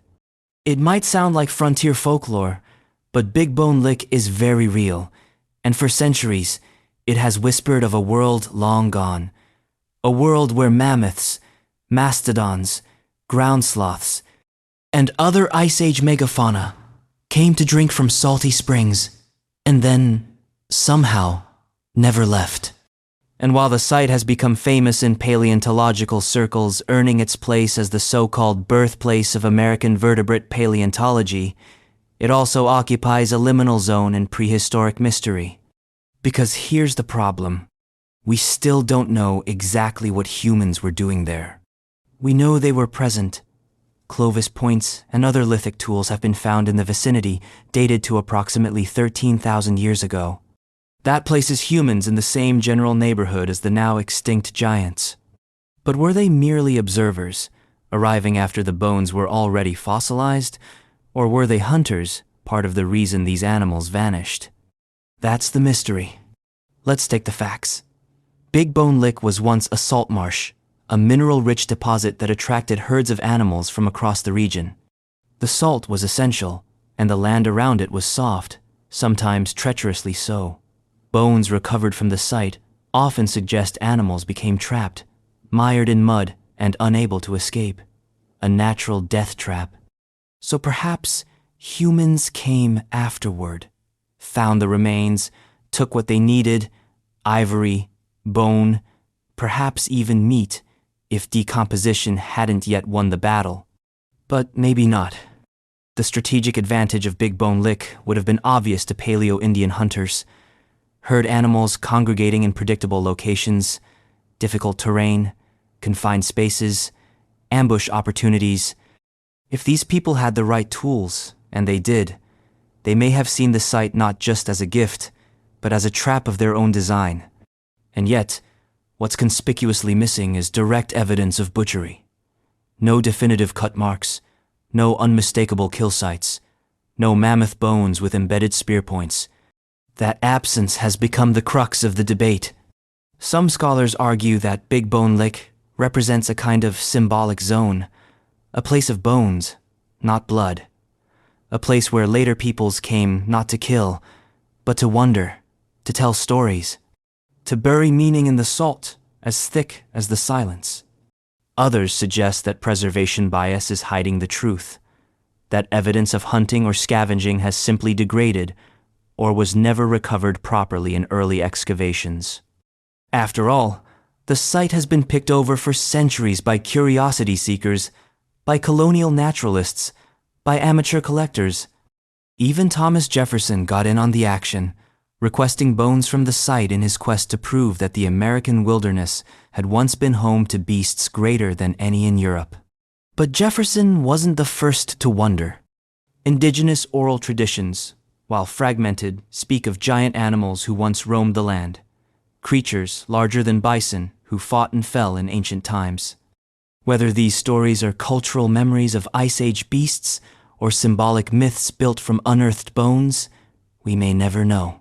Still, the connection is compelling. Imagine being a woodland-era person, stumbling upon a site where massive bones jutted from the soil after a spring thaw, jawbones taller than a man, teeth the size of fists, skeletons unlike anything you'd ever seen in your short, mortal life. You'd mark the place. You'd give it a name. You'd remember. And perhaps that's exactly what happened. Big Bone Lick may have been not just a hunting ground, but a ritual site, a place of story and awe, a graveyard that required explanation and reverence. But for all the bones pulled from that sticky ground, there's still no conclusive answer to the human-animal timeline. Did people help drive the giants extinct? Were they merely witnesses to a warming world? Or did they inherit a site already full of death and repurpose it into meaning? The giants are gone. The salt licks remain. And the next mystery pulls us even deeper into the earth, not for the bones we've found, but for the art we haven't. Because in a state riddled with karst caves and rock shelters, where torches once flickered against limestone walls, one question refuses to fade. How much cave art is still hiding in the dark? How much cave art is still hiding? Let's begin with a number, 2. That's the number of mud glyph caves in Kentucky that are officially recognized as containing prehistoric cave art, Crump's Cave and Adair Glyph Cave. 2 confirmed sites in a state with more than 4,000 mapped caves. That math doesn't add up. Not unless we're missing something. And we are, because if there's one thing Kentucky has more of than bourbon or bluegrass, it's karst. A landscape defined by dissolving limestone, underground rivers, and yawning voids. The perfect architecture for art made in secret, art made in silence, art that's waiting. The known mud glyphs are fragile, drawn into moist cave walls with fingers or sticks, often in complete darkness. They depict everything from geometric patterns to animal figures, humanoid shapes, and enigmatic symbols that resist translation. Some were made over 3,000 years ago, based on radiocarbon dating of nearby torch charcoal. And here's the kicker. We didn't even know these existed until the late 20th century. The first glyphs were discovered not by trained archaeologists, but by spelunkers, weekend cavers, who noticed strange marks in remote passages. Since then, careful documentation and protection efforts have revealed that these weren't scratches, or accidents, or modern graffiti. They were intentional. Which begs the question, how many more are out there, hidden beyond locked gates, collapsed tunnels, or uncharted corridors? Cave art is, by design, hard to find. It's located in deep zones far from natural light, in areas accessible only through crawling, climbing, and discomfort. These were ritual acts, not casual doodles. To create them required preparation, intention, and risk. So, it stands to reason that more caves were used, we just haven't found them yet. Part of the problem is that many Kentucky caves were explored or exploited before modern archaeological methods existed. In the 19th and early 20th centuries, guano mining and saltpeter extraction destroyed countless contexts. Any art that was shallow or subtle may have been scraped off, ignored, or trampled underfoot. Even now, the majority of Kentucky caves are on private land, inaccessible to researchers without permission. And even when they can be explored, mud glyphs are delicate, barely perceptible in dim light, and easily mistaken for natural textures or root traces. Only under careful lighting and high-resolution photography do the patterns emerge. Zigzags, concentric rings, bird-like figures, abstract mazes. Some echo the petroglyphs carved in rock shelters. Others appear entirely unique, with no clear cultural parallels. And that's where things get eerie. Because if these glyphs are part of a larger symbolic system, then we've only seen a fraction of it. A sentence without context. A book with most of its pages still sealed. Some researchers argue that cave art in Kentucky was tied to initiation rites, passage into adulthood, spiritual transformation, or seasonal ceremonies. The darkness, the depth, the isolation, it all aligns with known ritual patterns in other indigenous traditions. Others suggest the glyphs are maps, or mnemonics, or vision records, externalized memories of inner journeys. In that reading, the artist isn't just making marks, they're recording a moment, capturing a story that can't be told above ground. And if that's true, then every cave we haven't explored is a missed conversation. Every wall unexamined might be a page waiting to be read. But the sad truth is that time is not on our side. As water seeps through limestone, as caves collapse, as human curiosity outpaces conservation, the surviving glyphs are fading. Discoloration, microbial growth, foot traffic, the slow violence of attention. And still, Kentucky's caves wait. How many more mudglyph panels lie just beyond the next crawl space? How many voices are still speaking if we only knew how to listen? We may never know. But maybe that's the final message from Kentucky's prehistoric record. Most mysteries aren't solved. They're simply passed forward. Unfinished, unsettled, and very much alive.